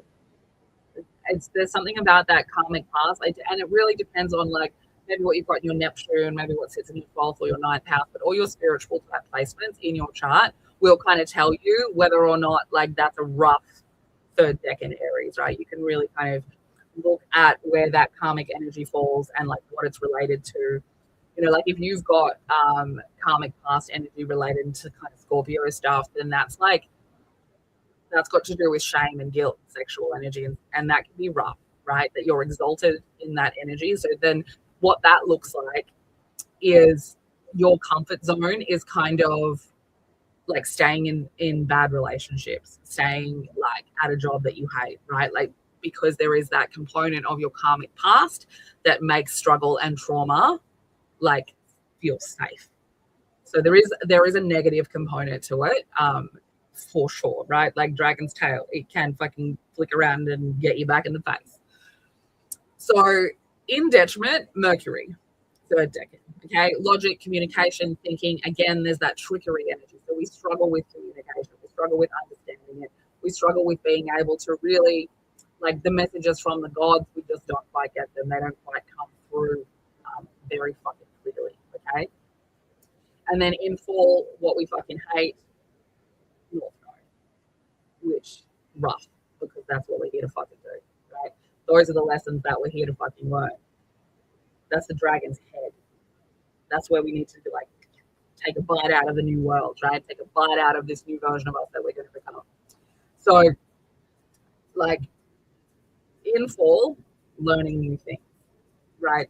Something uncomfortable. In fall, having to be in places that we've never been before, talk to people we've never talked to before, learn lessons that we've never had to learn before, right? Aries third decan people, like, yes, big energies because we're ruled by Jupiter, but like the Jupiter component that brings that knowledge in, right? Because third decan, 9 and 21 degrees, Sag degrees, that comfort zone can get real comfortable if you just hold on to what you think your facts are, right? Because then we have a problem with logical thinking, and then we have a problem in the North Node. So there is a level of stubbornness to the third decan Aries that's really hard to get by, because the stubbornness of a third decan Aries is coming with the righteousness of a Sagittarius, right? So that idea of that Sagittarius, my truth is the facts, or I heard this fact and now that's true forever, right? Because Sag will struggle with that Gemini energy of continuing to get information. So when we get this third decan of Aries ruled by Jupiter and looks after those 2 Sag degrees, that comfort zone can make us really fucking stubborn and fearful, right? Because it's going to come from a place of fear, stubborn and fearful of the discomfort zone of learning new things, because we struggle with that logical component, with the communication component, with thinking outside of like where we already are safe. Okay, so I often find that third decan Aries, they are go big or go home, but secretly on the inside, they're very fucking scared. They're very fucking scared of like doing the wrong thing, showing the wrong thing, learning the wrong thing, saying the wrong thing, showing up at the wrong place, right? A lot, right? Mother wound. Mother was a Sag. My mother was a Sag too, mate. So I feel ya. Father was an Aries. My mother was a Sag. I don't talk to either of them. So that tells you all you need to fucking know, right? That's how you what you need to know. Yeah, so let's get back to my little picture. So Aries energy. So when you're looking at it in a birth chart, let me find a fucking birth chart and get we're going to talk about the house. We're going to talk about the house. That's what we're doing. We're going to talk about the house. Let me I don't want to miss anything, you know? Don't want to miss anything. So Aries ruling over the first house. Okay, let's go through Aries first house and Aries and Mars. Let's go through those as well, because those are important as well. So we'll start off with Mars. It's a little bit easier. So Aries, fire sign, cardinal sign, ruled by Mars. Mars is our drive, is our anger, is our sexual energy style. Okay. It is the fire, right? So if you think about the fire, you can attach it to all of those things, right? Intimate energy, anger, rage, motivation, fire, Mars. Okay. So, your dad was a Leo. A Leo with a Sag. Nah, run. I hope you ran away. I hope you ran away. Leo dads. So childish. Okay. So our aggression, our motivation, your sex energy, where you fight or dominate, right? That's what Mars tells us, where we fight or dominate. The anger is real. Fucking put that bad boy up there, because yes, yep, Saturn is in Pisces at 29 degrees, about to jump into Aries. So you've got Big Daddy Saturn rage. And Neptune's already there. Neptune already fucking there. And what's Mars in currently? Mars is in Aries still, is it? Or is it moved into Pisces? It could also still be there. So I think it might be in planning. I think it's in Aquarius, actually, now that I'm thinking of it. Yeah. So Mars in Aquarius is also fucking feisty as shit, right? So like your ruling energy is fucking Aquarius here right there next to Pluto. So it's loud. So Mars, our action, our assertion, our masculine energy, how we move forward, our goals, our orientation to our goals, the courage to go after our goals, our impulses towards aggression, right? Your force of will, your motivation, your instincts, what drives you forward, how you pursue your desires, how your ambition shows up, your self-projection, right? Especially the self-projection into a relationship around like your drive and your sexual energy, how your libido gets expressed, how you assert yourself into the world, how you like show up in the world, right? Conflict and competition, ruled by Mars. Your tendencies toward anger, how you respond when you're triggered, what pushes you into that battle mode, leadership, initiation, where you're comfortable taking the lead, and how you initiate action, like your raw instincts towards that, the part of you that acts without thinking. That line there tells you everything you need to know about an Aries. Okay, everything you need to know. The part of you that acts without thinking, Aries. Okay, so when we're looking at our Mars energy or our Aries energy, we want to be thinking about things like what pisses me off, what inspires arousal, right? What motivates me to get out of bed in the morning? How do I go after what I want, right? So when we look at Mars being the ruler of Aries, one thing that we want to also take into account is, okay, so Aries ruled by Mars. We have to take into account all of these things, the decan that you're born in, the degree that you're born at, okay? That also plays a huge part. And then we have to think about, okay, so if Mars is the ruler, what filter is he wearing? What outfit's he wearing, right? So at the moment, we have got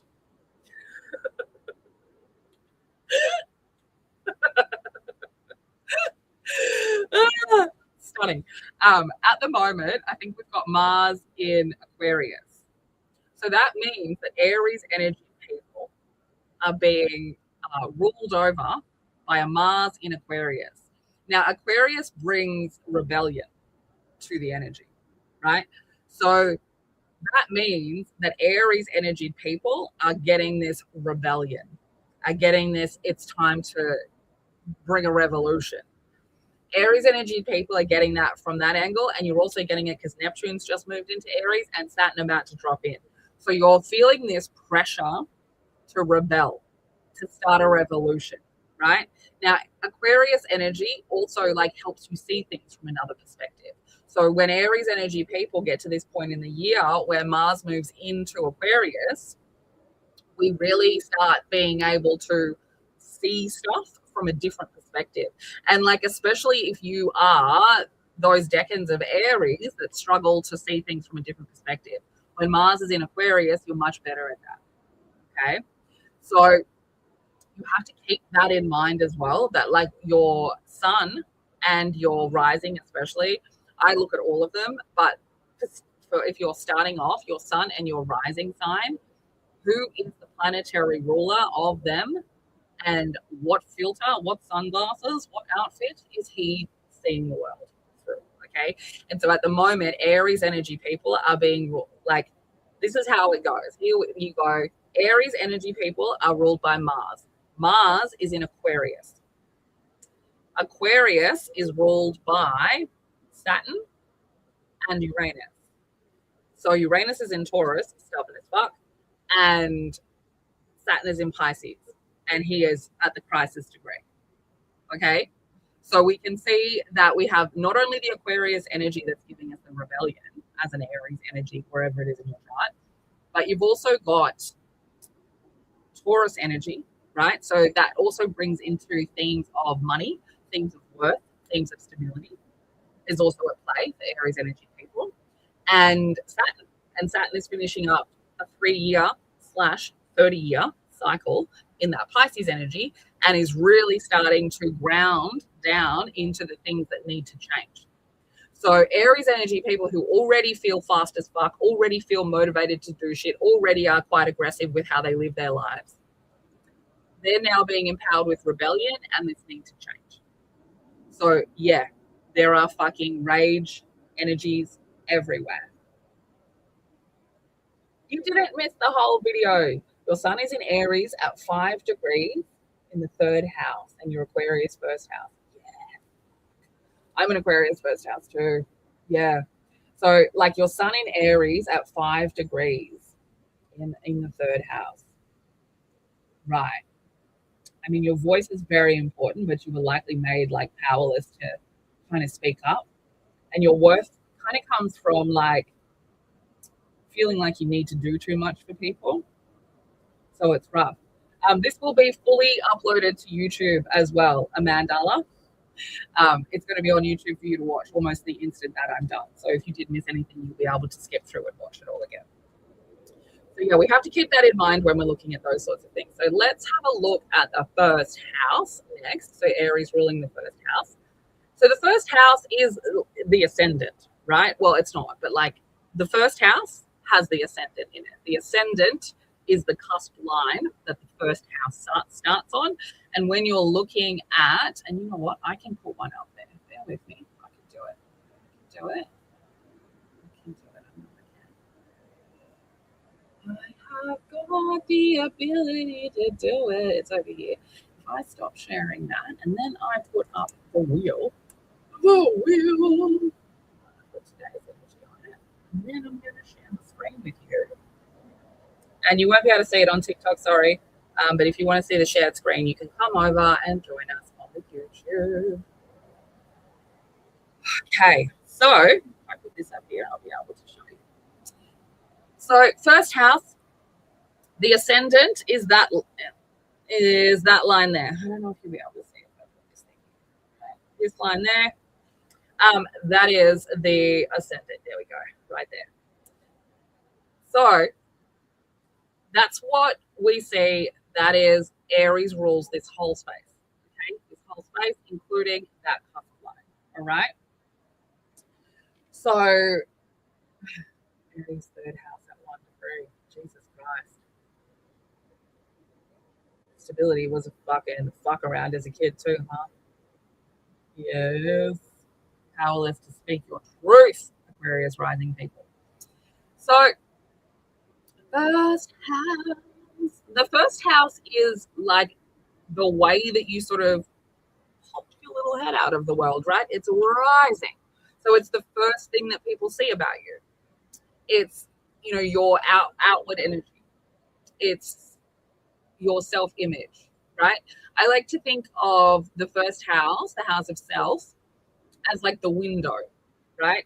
So it's the window that you want people to see you through, and it's the window that people see you through, right? So your window, okay? And it's about like how you start to emerge into the world, right?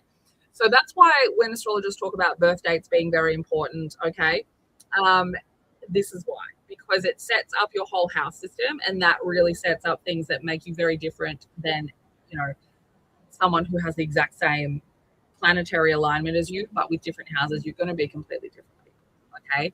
And the first house is kind of how we start to show ourselves in the world, and our sun sign tends to be like we have to learn how to embody that, right? And that's why when we look at the evolutions, or when we were looking at the 3 evolutions of Aries, that's why people are like, you guys were saying, oh, I'm stuck between 2 and 3. Yeah, because that's what we're growing into. Our sun sign is what we're growing into. Okay. Thanks so much, Jewel, for popping that comment in the TikTok. I appreciate you so much. So it's sort of how you come across to people, right? It's your style, your energy, your physical presentation, like the sort of outfits that you wear. And everyone here who's told me they're Aquarius rising, I am also an Aquarius rising. So Aquarius is that kind of rebellion energy, and we do tend to be people who want to look a little bit different, okay? Who want to look a little bit different. But if you have an Aries first house, okay, if you have an Aries first house, then you know, you're somebody who, like, especially if you're an Aries sun, you look like you're ready to fucking go, right? You look like you're ready to go. I always find Aries first house people, there's just something about their faces that I can tell. There's a few rising signs that I can tell. Yeah. So complex. Like, it really is. There's so many these aren't even all the levels. Like, we're not even going to go into like aspects or anything like that. And that's why I say, like, learning the zodiac archetypes and everything that you can learn about them, it makes everything else so much easier. Because then when you go, oh, first house, what does that represent? And you know that Aries rules it, you can kind of piece together a lot more of the energy, right? So I find that the zodiac archetypes are the most important. Yeah. I mean, this is also a very good comment, and I think anyone who is my client would also agree with that. The Virgo filing cabinet locks that shit in, right? So, okay. Your first house, Aries energy, right? Now we're thinking cardinal, right? Cardinal fire. So it is the things that people first pick up about us, the things that they see, the window, the thing that they're looking at first when they meet us, our outward energy. Okay. Now I am going to say that there are sun signs like a Pisces that doesn't really give a fuck about your window, or if you've got a Pisces first house, they don't give a fuck and give a fuck about your window, mate. They already looking through you. Okay. There's a few energies, a few things that can like come in that are in that space, right? Right. Okay. So the other thing that the first house is about is because it's Aries, and Aries is that energy of knowing what our personal goals are, knowing like how we're going to move towards it and expressing our personal self. So it also, our first house talks about like how our outlook on life is reflected, right? How you initiate new things in your life, how you express your ego and identity, right? The sun, ego and identity, first house, how you express it. It's also, it's about your self-image, how you look. We mentioned that. It's your consciousness, it's your temperament, it's your leadership qualities within that space of self-image and consciousness. And it is the impression that you leave on other people, right? So including how your physical form, the fucking flesh prison, how your flesh prison is perceived, okay? One of the things when you're looking at your first house is you can kind of ask yourself, like, what energy do I walk into a room with? That's going to be your first house, right? Pisces first house. Yeah, you give a fuck about a window. You're going to look straight through it, babe. So when we're looking at, let's go, if you're an Aries sun, right? Decans aside, because of how many fucking levels there are to it. But if you're an Aries sun, then your first house is really fucking important. Okay. Why? Why is that? Well, because we look to the houses in the same kind of way. So we go, who is the ruler of the first house? Because that is the energy that we are embodying. So the ruler of the first house is Aries and Mars. So what comes into play? What comes into play is we then go, so I'm going to use your example here of Simone, Pisces first house, right? So if you're an Aries sun with a Pisces first house, okay, it means that you know who the fuck you are, your self-image, you know who you are. I am, but the window that people see you through is mystical, is an illusion if you want it to be. How you see people through your window is like that too. So an Aries sun with a Pisces first house is really fucking intuitive. They can see through your mask, okay? They can see straight through it very fucking easily. Aquarius sun, yeah. So Aquarius sun with a Pisces first house as well, because Aquarius suns, you see things from a different perspective, and then your first house in Pisces, you're fucking looking straight through a window, right? So same kind of vibe, except Aries is doing it with fire and Aquarius is doing it with like electricity, right? But it's the same kind of vibe, right? And so no matter what you've got in your first house, you are also impacted by wherever Aries sits and wherever Mars sits, okay? We just got to put my face back up here. Let's get rid of you. Thank you so much. Okay. Is it this one? Look at me figuring out the technology. And then I can put more comments back up because we've got no words up there anymore. So you want to Capricorn sun shit is getting real. Yes, babe. Oh, yes. It definitely is. So yeah, let's go.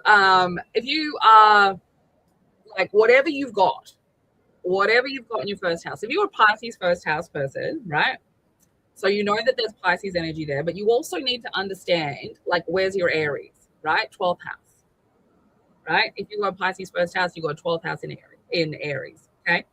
So we also need to take into account, especially if you're an Aries sun, right? If you're an Aries sun with a Pisces first house, you need to take into account that means that your Aries energy is in your 12th house, which also means that there are things that you can't see about yourself, right? things that you can't see about sun qualities, right? Your ego, your essence, how you see the world. So if you are an Aries sun and you've got a Pisces first house, your Aries energy is actually in your 12th house, usually, right? So if it's in your 12th house, there's things about yourself that you can't see. Depending on degrees, it might not be in your 12th house, it might also be in your first. But that's a whole other fucking lesson. And then you look at Mars, like who's looking after Mars, right? So that will determine how present and fiery and expressed your first house is.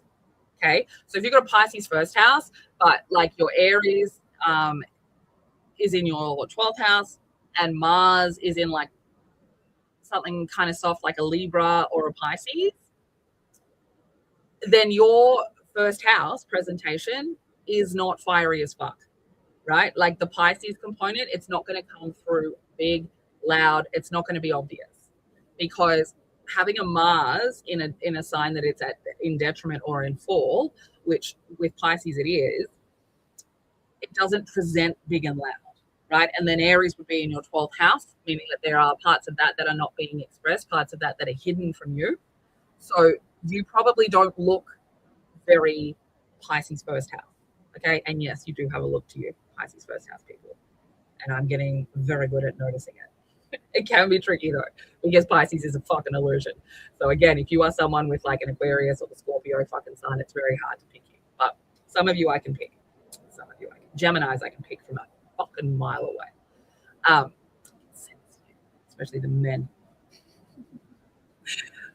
So yeah, knowing who the ruler of the first house is, again, comes in really fucking handy when you are trying to interpret your birth chart, right? And this is where you really start fucking understanding yourself, okay? Because there is a big difference between like, if you are an Aries, like a 1 degree Aries with a first house in Aries, you are very fucking Aries, right? Like you would look Aries, you would act Aries, you're very fiery, you probably have trouble controlling your temper, okay? So first house in Capricorn, if you're an Aries with a first house in Capricorn, hilarious. Because the Aries is like the fire, but the first house in Capricorn wants you to look put together. It wants you to look like someone who could protect a family. It wants you to look like someone who has stability, right? And who works hard. And it means that you've got a 7th house in Cancer, right? Which like as an Aries, and like, I don't mean this offensively, but it is the baby of the zodiac. Okay, it's number one. It's the first one. We've just been born, right? So there is an emotional immaturity that comes with Aries, and that also calls back to where I was saying that they struggle to understand emotions from other people's perspective, right? Because Aries, I am. It knows about itself. It's like it's a baby. It knows about itself. That's all it knows. And with a Capricorn first house, rough. That's a big lesson, yeah, because your first house is telling you like this is how we need to show up in the world, and Capricorn is the daddy, right? It's the fucking I am responsible father energy. But Aries is not that. Aries is almost the fucking opposite, where it is the child. It's childlike energy. It wants to be looked after. And if you got Cap in your first house, that means you got Aquarius in your second, that means you got Pisces in your third, right? Pisces in your third house means that like when you communicate, it's not very often understood, because third house Pisces is almost the same as Mercury in Pisces, where communication is a lot more intuitive. And third house Pisces and second house and Mercury in Pisces, people can read between the fucking lines. And so if you are Capricorn first house and your second house is in Aquarius, right? So then your worth has to do with being different, but you've probably been made to feel weird as fuck. And then your third house is in Pisces, so you are trying to appear like you are this hardworking person, but you've had a lot of experiences with not being understood, right? And that also then puts your fourth house in Aries, meaning that like your family, like did things their way, right? A bit of a childish energy in the family. And it also means that you were kind of powerless to have stability, to fight for your own stability, to enjoy beauty, to enjoy material possessions as well. So all of those things are quite grown up. But as an Aries, there's an immaturity to it. There's a fun, like, baby quality to it. So if you do have a first house or a 10th house as well, you're an Aries sun with a first house and a 10th house in something that's very responsible or Saturn ruled, right? It's rough. So, like, Aries is ruled by fucking Mars, god of war. And so your first house, Jade, in Capricorn, that's ruled by Saturn. You are ruled by Mars and Saturn, like the god of war and daddy discipline. So there is this constant battle energy, and it comes with these like daddy Saturn karmic lessons. Okay, so that there are rough fucking placements, right? Thank you so much, Divinely Empowered. Really appreciate it. But babe, you can go watch the end on the TikTok. We're just about to get into looking at some of these fucking tarot cards that I've got. So if you're keen to see those, I will timestamp the video as well. So you'll be able to just jump up to where you're up to, okay? So yeah, it's important to understand all of the layers. Like, astrology is layers, and that's why we're starting off with the zodiac archetypes, because that's kind of one layer. But within understanding that, you actually get all of this other information about the planets, about the houses, about the degrees. So we actually get to learn all these things, right? I mean, 10th, Jade coming in here, 10th house Libra and a Libra moon, right? So you got your moon in your fucking 10th house. So the way that you experienced your fucking mother affects your career and your legacy and how you feel about it, and the relationships that you build at work and the fairness at work is affected by it, okay? That's how that shit works. And then depending on what degree that's in, that's got a whole other thing, right? So if you've got a Libra moon in your 10th house, and maybe it's at 2 degrees, okay?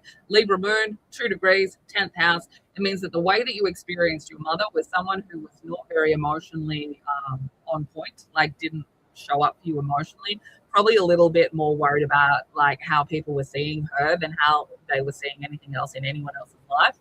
And 2 degrees in the 10th house means that it, like, the way that you experienced your mother affects your worth, or your actual literal money when it comes to work and legacy. So many fucking different levels, so many different layers and levels. So hopefully we can put a few more of them together as we go along in these live streams. So that was the Aries archetype. I will probably separate that section out, and I will start a little part on my YouTube that will just have that section on there, so you can just jump back in and see it. And yeah, we will do Taurus, Venus, 2nd house we will do next week. So that'll be an interesting one, because there's a lot of big energies around that. So just while we're on the Aries energy, I mentioned that I wanted to talk about Saturn in Aries, right? Because you guys have just started your Saturn return. And one of the things that I want to tell you about that is that this is one of the weirdest fucking Saturn returns that has ever been experienced. Okay?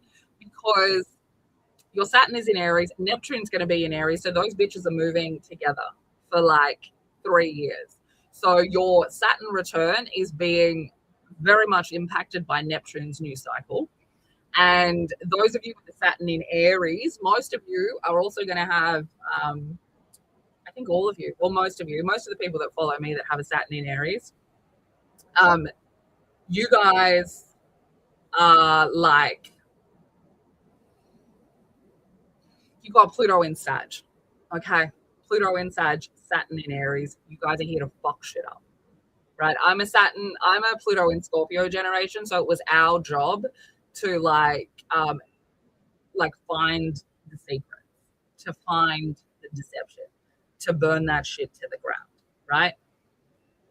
You guys, Pluto in Sag, you're here to fuck those systems up and to bring something new in, right?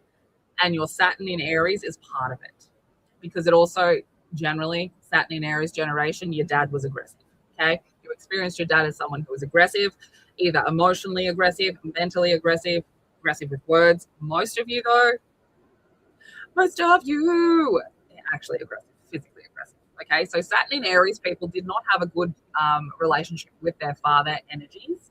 And that's kind of why you're able to fuck things up. It's the same reason as Saturn in Pisces didn't have their dads around, and Saturn in Aquarius people, they were kind of somewhat vacant, right? It's because those generations, Saturn in Aquarius, Saturn in Pisces, Saturn in Aries, you guys are here to fuck shit up. And you needed to be completely removed from the fucking patriarchal Capricorn, Pluto fucking bullshit so that you didn't have that like internal programming about following the rules. Okay, so Saturn in Aries people, your Saturn return is going to be fucking weird. And when you are trying to look at your birth chart about what that means, you are going to have to look at Saturn, Aries, what house it's in. Okay, you then are going to want to look at the ruler of the house that Saturn is in. Okay, and you also want to know what the fuck is going on with Neptune. Okay, what degree is it at? What degree does that relate to? What house is it in? How does Saturn and Neptune talk to each other in your chart? Are they conjunct? Do they get along? Are they squaring each other? Are they causing each other friction? Right? You need to know all of those things if you are trying to figure out your Saturn return, because it's going to be with Neptune the whole fucking time. All right? So there's lots of bits that you need to look at. Okay. Let's move on to the hilarious fun part, my friends. And if you haven't seen any of my videos about this, this is going to be a nice little surprise, especially if you like the tarot. So I am helping out my kids' school friend's mama, and she is like cleaning out her mother's house because her mother has had to go into care because she's not very well, right? So she's asked me to help with some of the spiritual things that she has found. So, and I love making a spreadsheet, and I have a little witchy market, so I will be selling some of these. But I thought I was getting like a box of like personally like cards that she had, and I was like fucking honored, right? Honored, because this woman, like, she can't even really remember things, right? Like I can't remember which one of the things that she's got, but dementia or something where she's forgetting things. And so I was like, oh my God, I would be fucking honored to take those spiritual things off her hands. Honored, right?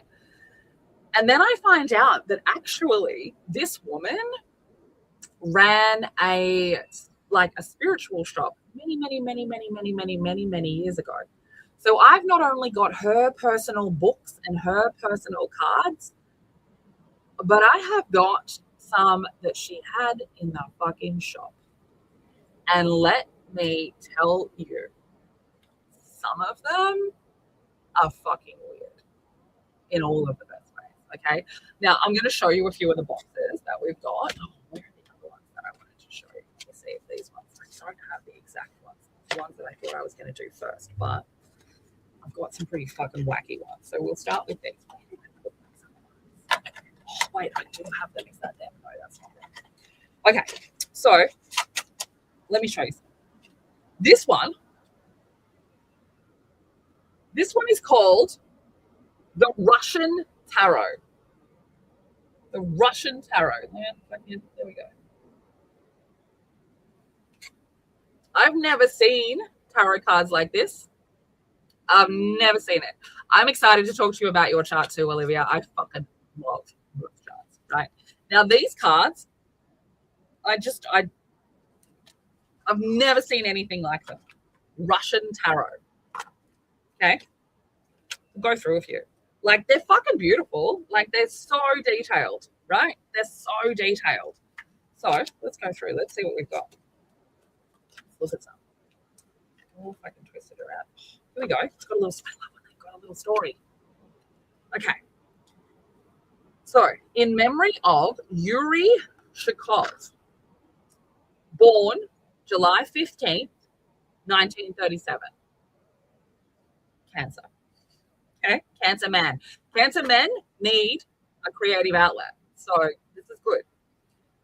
Okay, so he was a Russian artist famous for lacquer miniatures and flawless depictions of Russian. I was going to try and look something up.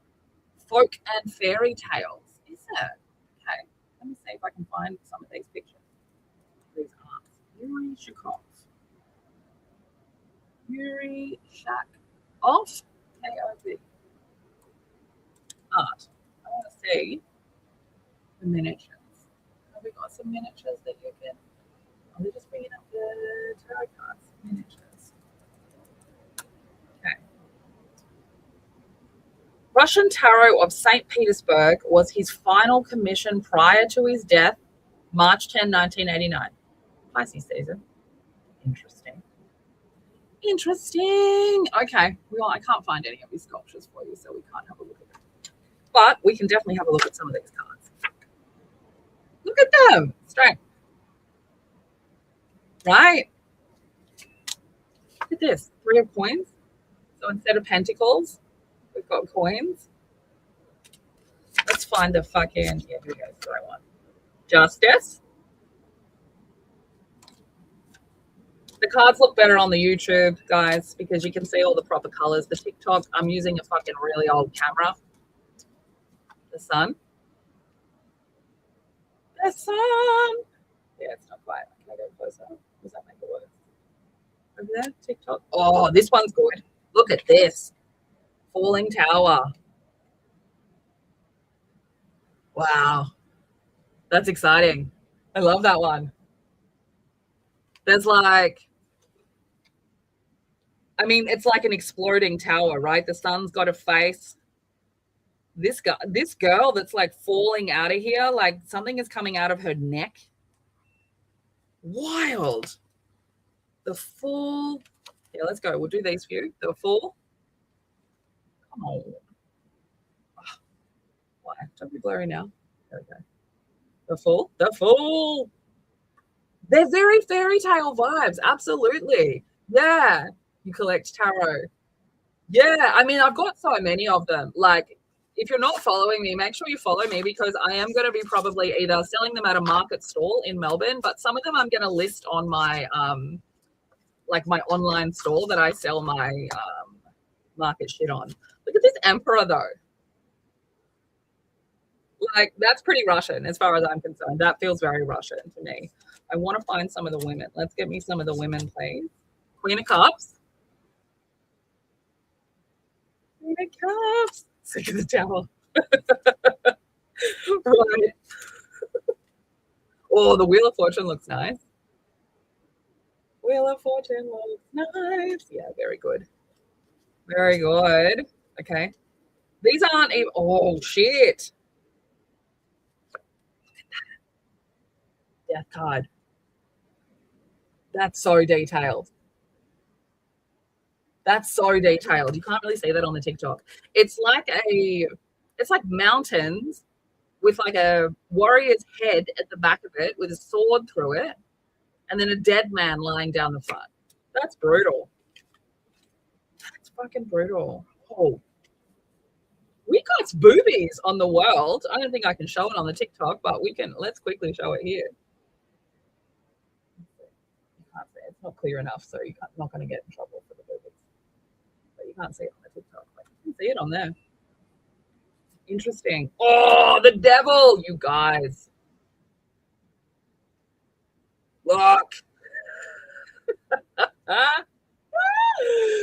The devil. Look at him. He's almost got bigger nipples than the other one. Okay. Oh, Judgment. That's like Judgment by the fucking hand of God if I've ever seen it. Look at that shit. Wow. Brutal. Okay. Anything else interesting before we move on to the next one? I'm not.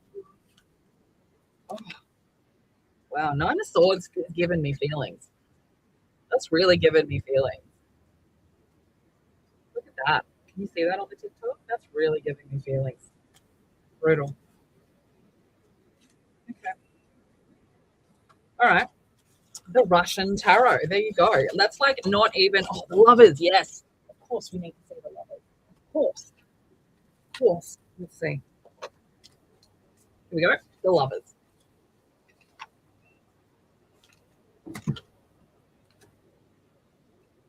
Look! The Lovers. Julie, you're the best. Thanks for helping me out on the TikTok, baby. Appreciate it. Okay. I don't know whether like we should go fully into the weird yet. What have I got? Okay, those ones look fucking wild. These ones are kind of cute. We'll do cute, then we'll do weird. Okay, so these ones, I think these ones are quite old. I'm like in the rabbit hole of research trying to figure some out, but I've got like some original printed like tarot decks from like I think they're fucking 1970. Like what are they fucking mind blank in like, you know, the actual tarot, like the first one. You know the ones. So these ones are called the Fairy Tarots. Like, I mean, just look at that cat straight up. Just straight up, look at that cat. Crazy. Fucking crazy. These ones are weird. These ones are weird. Okay. Let's see if they've also got a little story for us. I love it. Oh my god, these ones are so weird and old. You want to tell me when they were fucking printed? That in this book, look at you'll be able to see it. To our readers. Oh, here we go. 1987. These were published in 1987, right? It has a little questionnaire, right? A little questionnaire that you can send in. I wonder what happens if you send it in these days. And it asks you questions. How did you know about the tarot? And the answers are, you tick the box for you're a fortune teller, you're interested in occultism, you're interested in art, you're interested in history, you're a collector, you receive them as a present or commercials. Then it asks you what sort of tarot. Very fucking, yes, definitely Brothers Grimm, 100%. It asks you whether you like artistic styles of tarot the most. It asks you where you bought the tarot deck. It asks you, would you like to buy more of their tarots? So it's like where you would sign up for somebody's newsletter, except you actually have to post it in. So it says, fairies are teasing magical creatures who live in the woods, gifted with wings and with an incredible agility. These tiny little spirits endow the forest with life. The great magician of the enchanted realm, that's what fairies call the woods, went to the court of the imperial couple with a proposal. During his travels, he met the greatest wizard of the people of the gnomes, who told him about the magical cards known as tarots. There you go. The magician's proposal was to create a similar system like the tarots for the fairies, and that is what these are. Okay, let's have a look at some because I do like the layout of the card. I'm not gonna lie. All right, so it's got, and I should know how to say that. Karaoke. Any Italians in here? Sorry if I said that wrong. Karaoke. Taroki. Oh, I didn't know how to say it too, but I can't do it. What is that? A little song? Oh, there's like a whole little collection of them. Okay. Yeah, see, look at this. Look at this fucking set out. Okay. I can't show you all of them, but I think I would love to. We might have to just do more lives where I can show you all of them because look at this shit. The High Priestess. I did say fairy. Yeah, they're called the Fairy Tarots.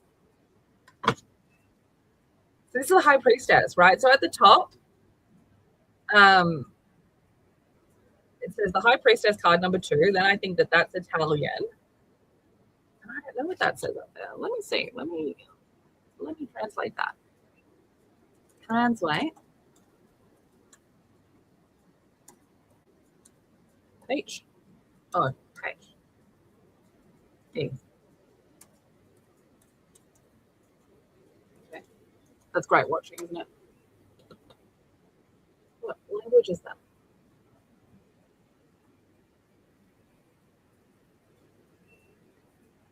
Okay. German. Okay, so Italian and German it's got on there. That explains the weirdness, doesn't it? That explains the weirdness. I probably will be selling these ones, Alison. I've got to make the spreadsheet, and then the lady that I'm helping with them, whose mother it is, I just will get the go ahead of her to sell them. But these ones will be sold. They'll either be sold on my shop or in my markets. But do you know what? Like, maybe we'll have a little fucking raffle or something, and I'll let you guys know privately where you can go and like find them. Like, look at this. Let's just go through some. Who's this? King of Hearts. The King of Cups. Look at him. Adorable. That's adorable.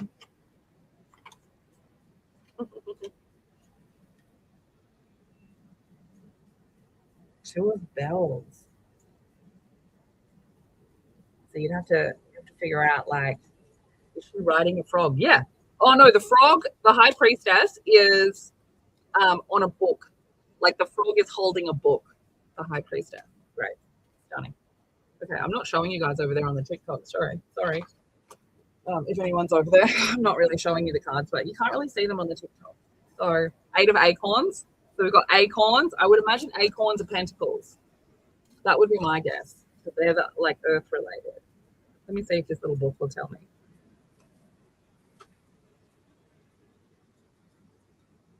Oh my God, I just opened and the Major Arcana has the Elf instead of the Fool. So we're obviously going to find you. Okay, so Hearts, Bells, Acorns, Leaves. Okay, so Leaves are Swords. Acorns are Pentacles. Oh no, Bells could be Pentacles.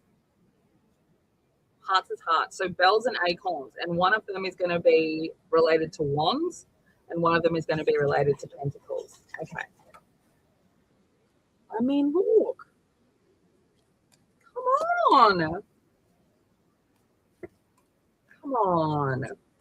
Oh, wow. The Dryad. Wow. Can you see that? That's fucking pretty.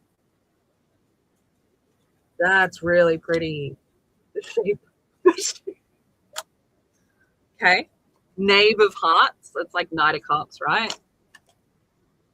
Oh, the Strength. La Forza. The Hanged Man. Little like elf hanging upside down. They're so good.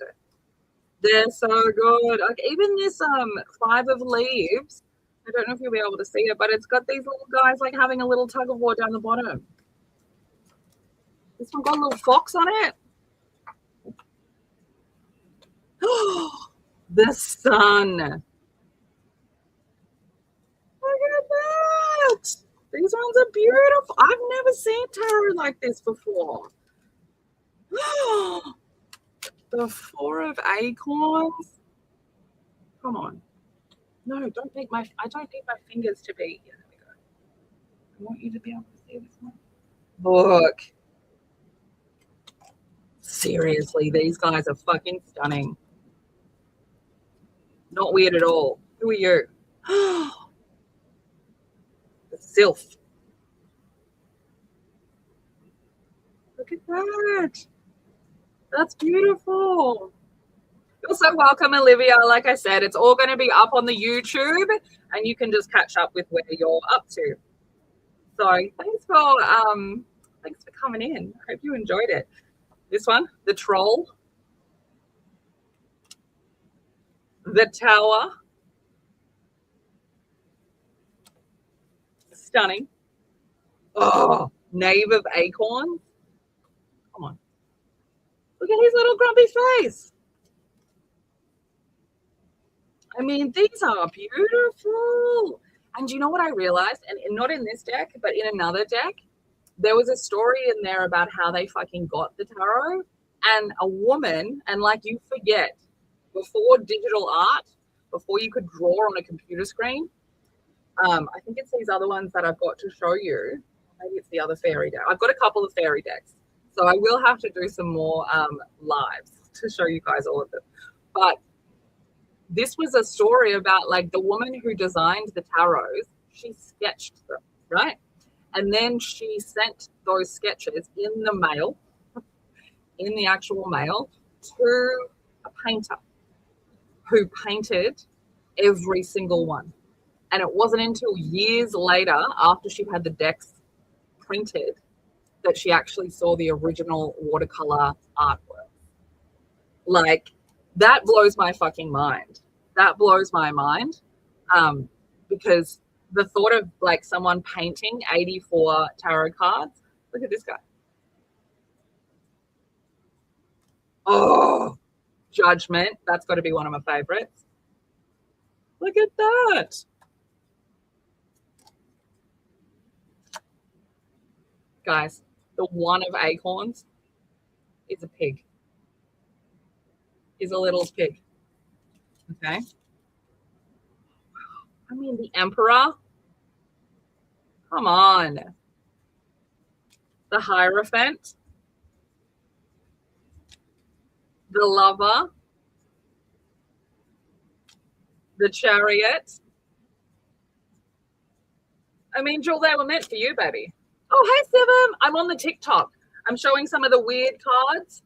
You can't really see them on the TikTok, so I'm over on the YouTube where you can see them a lot better. Look at this guy. Knight of Bells. Queen. Oh, come on. Queen of Bells. Queen of Bells. Queen of Acorns. Oh, yeah, you're coming over. Perfect. You'll be able to see them much better. There's much clearer over there. Come on. I love that. I love it. The Virgo card, guys. The Virgo card. The Hermit. Stunning. Ooh. Oriad. That sounds like a word straight out of the fucking labyrinth. You collect, but I mean, these ones are probably made for you then, babe. Queen of Hearts. Yeah, it's much. You can see them much better over here, Sibum. Welcome. Okay. Here, this is the one I was looking for. This deck, Sibum, is called the Fairy Tarot. It's like from the 80s. It's weird. It's weird as shit. Instead of having the Fool, it's got the Elf. Look at that. Get into focus. Hello.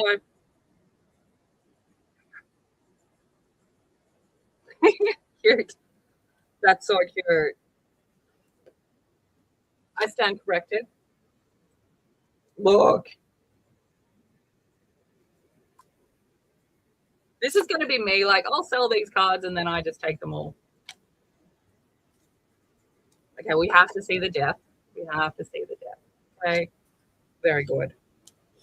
And of course, we have to see the Empress. These are stunning. Oh my God. I don't know which one of the ones is the cutest. Come on. Hello, hedgehog. There's an oracle deck out in like the fucking boxes because I've got 3 52-liter containers filled with spiritual books and cards. Guys, the fucking magician. Are you serious right now? Look. It's a little owl. Shut the fuck up. This is, I can tell from what I'm looking at. Look at that. That's the star. That's beautiful. Oh, I have got, do you know what, Sibum? I will on another live go through them. In this fucking box, the woman who owned the spiritual shop, the artwork is stunning. It would have been painted as well. Like, these are old school. This is not digital art, right? Like, somebody actually drew these or painted these. Absolutely beautiful. Like, I mean, the moon, look, it's so cute. So fucking cute. Oh my God. This one is a fucking little elf. Look. Riding a fucking deer. I'll show you the star again. Let's go. Where is she? The star. The star. The star. Where did I put her? Here she is. Look. Gorgeous. Gorgeous. I've got a couple of fairy decks, and like I was saying, Sibum, there's some decks in here that are like I've got like Irish Celtic, I've got like South American, I've got Native American. Like there's some really fucking cool ones. You missed the first one, which was the Russian tarot. Very fun, very fun. Okay. Do we want to see, because I reckon we'll do one more. We'll do one more. Do we want to see Voice of the Trees, or do we want to see Medicine Woman? Which one do we want to see? Because we do one more. We do one more on this video. I'll do more on other videos, but on this video I'll do one more. You want medicine or you want trees? Medicine or trees? I'm leaning towards I'm leaning towards Medicine Woman for sure. He's talking about this one. Yeah. I was leaning towards woman. Because these ones are really cool, and you'll love these ones too, Seven. So these are the Medicine Woman Tarot, created by Carol Bridges. Okay. They're going to give me a date. 1990. Okay. These ones from 1990, which like, I don't have any of them on my website yet. None of them. I'm still like working my way through the boxes of them. Okay. I will let everybody know. Okay. So what do we got in here? The Medicine Woman Tarot honors Mother Earth and respects all beings embodied and in spirit. It guides through the seasons and the powers which they sent to all who live in Earth's embrace. 78 positive images depict the feminine strength in both men and women. The deck speaks not only to the intellect, but to the body. I love that. Okay, let's go. We need to look at these. These look stunning. All right. Medicine Woman. So the back, pretty simple, right? Just a little symbol on all of the back. But the pictures are beautiful. So then we have these two little keepers as well. Great Spirit, Mother Creator, bless the earth through my life, source of all nourishment, we seek to replenish your sacred world. Guide us now through these images, words, and feelings within us. We reach into the wholeness. Let all that is needed be known. Welcome energies of earth, air, fire, and water. Let us create a life of beauty, reverence, and wonder. With each season, let us rejoice through every phase of sun and moon. Let us be in harmony in every direction. Let the reading begin. So we read those out, right? We read those out. Okay, let's go. What do we got? Okay, the Fool.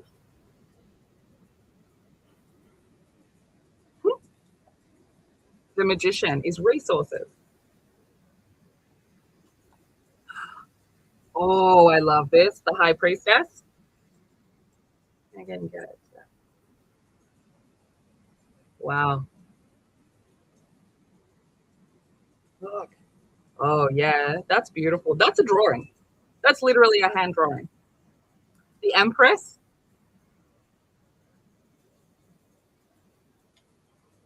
The Emperor.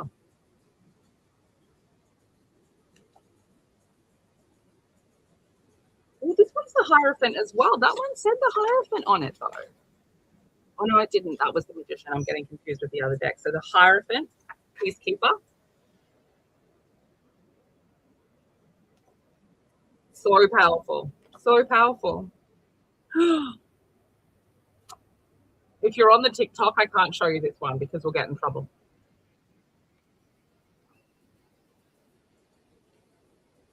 Lovers. Spicy lovers. That's spicy lovers. The Chariot is the warrior.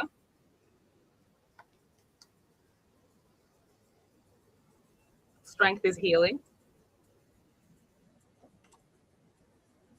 The Hermit is the guide. Oh. Yeah, I love the spicy one. That reminds me of this deck that I've got, Simone, which you probably will enjoy, which I definitely can't be showing on the TikTok.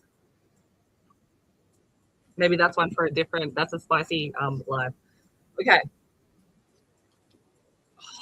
is that? That's a justice card. Like, I've never seen the justice card look so pretty, right? It normally looks like fucking, like a war. Stunning. Stunning. I mean, even the death card. Are you kidding me? Look at that. It's a death and it's a sunset. Isn't that perfect? Because, like, the death card, like, people get scared of it because it's like they forget that the rebirth comes afterwards. But, like, sunset as the death card, I love that. Temperance, the devil. Oh, I want you to see this devil, though. It says the devil and it says trickster down the bottom. And so it's like a woman sitting with a little bowl and a child and another parent at the top, it looks like. And then she's got like an empty bowl. And then out to the side, it's like somebody with a little bag, like sneaking around. See? The tower. I mean, it says pierced shield for the tower. Pierced shield. Love that. Yeah, I love that the justice is depicted as nature too, like into the fucking sunset, right? Like justice and then followed by that. Stunning. Oh my God. This one get me in the heart, actually. This is the star and it's the grandfathers.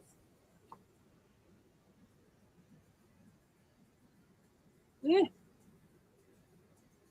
we go.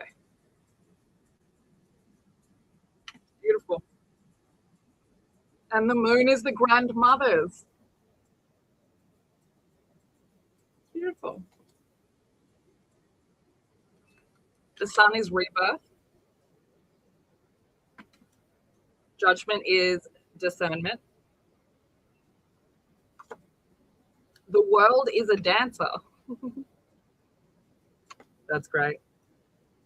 Okay. And then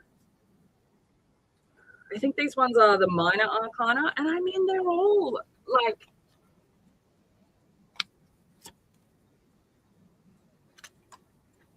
they're all just great. Oh, totem of stones, snake, the crawlers, and it's like the tree of life, and then it's like all of the stones underneath. Like, you'd have to read the book for some of these, I think, because not being inside the culture probably doesn't, like, you don't fully get the full idea of them. Like 10 of stones. They're beautiful. They're beautiful. Look at that. Stunning. 6 of stones. 5 of stones. So we've got stones. I mean, the ace of stones. Come on. Look at that. Beautiful. I'm glad, Jen. I'm glad. Oh. And then pipes we've got. So we've got stones and pipes. I would imagine pipes is wands. Stones, I would imagine, is pentacles. Feels like a grounded kind of energy. So pipes, wands, like wand related. They're probably completely different. But look at this. Look at the detail in that. Beautiful. Yeah. Same. Oh, this is good. Apprentice of pipes. I mean, that one does kind of give me Karate Kid vibes. Okay. And then who else have we got? So we got pipes, stones. Oh, yeah. Pipes is definitely wands because that's like 3 of wands if I've ever seen it. Okay. That's the best. That's the best. I mean, ace of pipes, she's literally smoking a pipe. Come on.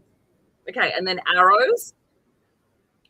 Okay, so pipes, wands, stones, pentacles, arrows. What do we got left?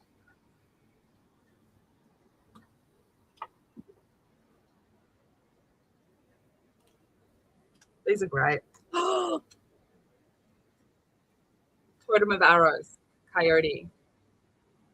The 4-leggeds. Oh, I love that too. Swords. That's, yes, I think you're right. Swords. The representation is great. Like Sibram, I reckon I've got a few more decks that have got some great representation in them too. It's so good. I mean, just look at that. I love that. Oh, look at that. She's sewing. Beautiful. Beautiful. Okay. And then bowls. Nurturing bowls. Or maybe that's pentacle. No, that's cups. Bowls is cups. Arrows is swords. Pipes is wands. Stones is pentacles. Because that's cups for sure. Nurturing lodge of the bowls. That's like that 10 of cups energy right there. Totem of the bowls are the swimmers, the dolphins. I love that. Oh, that's good too. The apprentice of the bowls. 10 of bowls. These are beautiful. Look at these guys.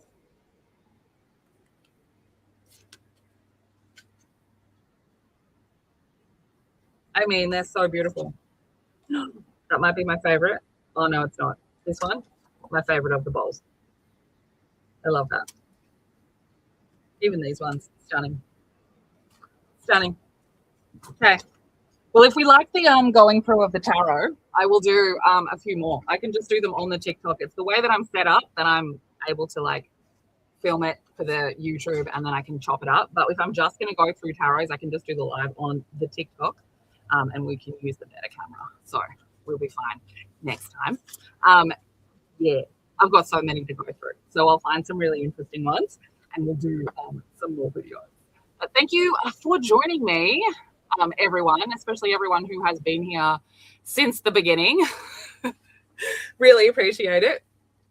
So like I mentioned, we're going to be going through a different zodiac archetype on every live. So on the next one will be Taurus. And in the same way that we have gone through everything that I can possibly think of to relate to Aries, we're going to go through that with Taurus as well.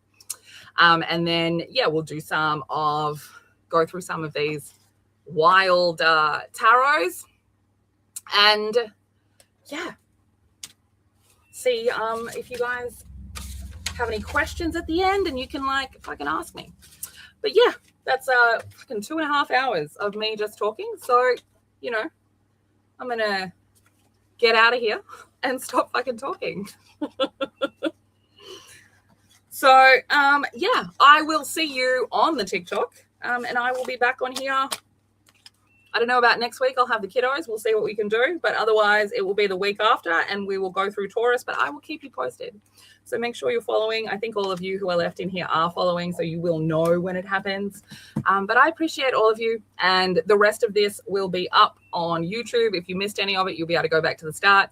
I don't actually think it takes very long. I think it is up there very quickly. So you can go straight back to the start and watch it all again if you missed the beginning. Okay? So let's get through this fucking wild week of energy. Please be especially careful over the next week. We have got we're moving into Saturn in Aries on the 14th. We've got some fucking insane energy between then and the 21st. And some of that is an eclipse. So be very fucking careful with the energy. It's a lot. Stay hydrated, stay safe, be careful on the roads. People are distracted. And it's just kind of danger while people are that distracted. Okay. Check in on your friends who have anxiety problems because this energy is very fucking anxious. 30K likes on TikTok and I wasn't even looking at the camera. I fucking love that. I love that. I love you guys. Have a good night. Stay weird. See you soon.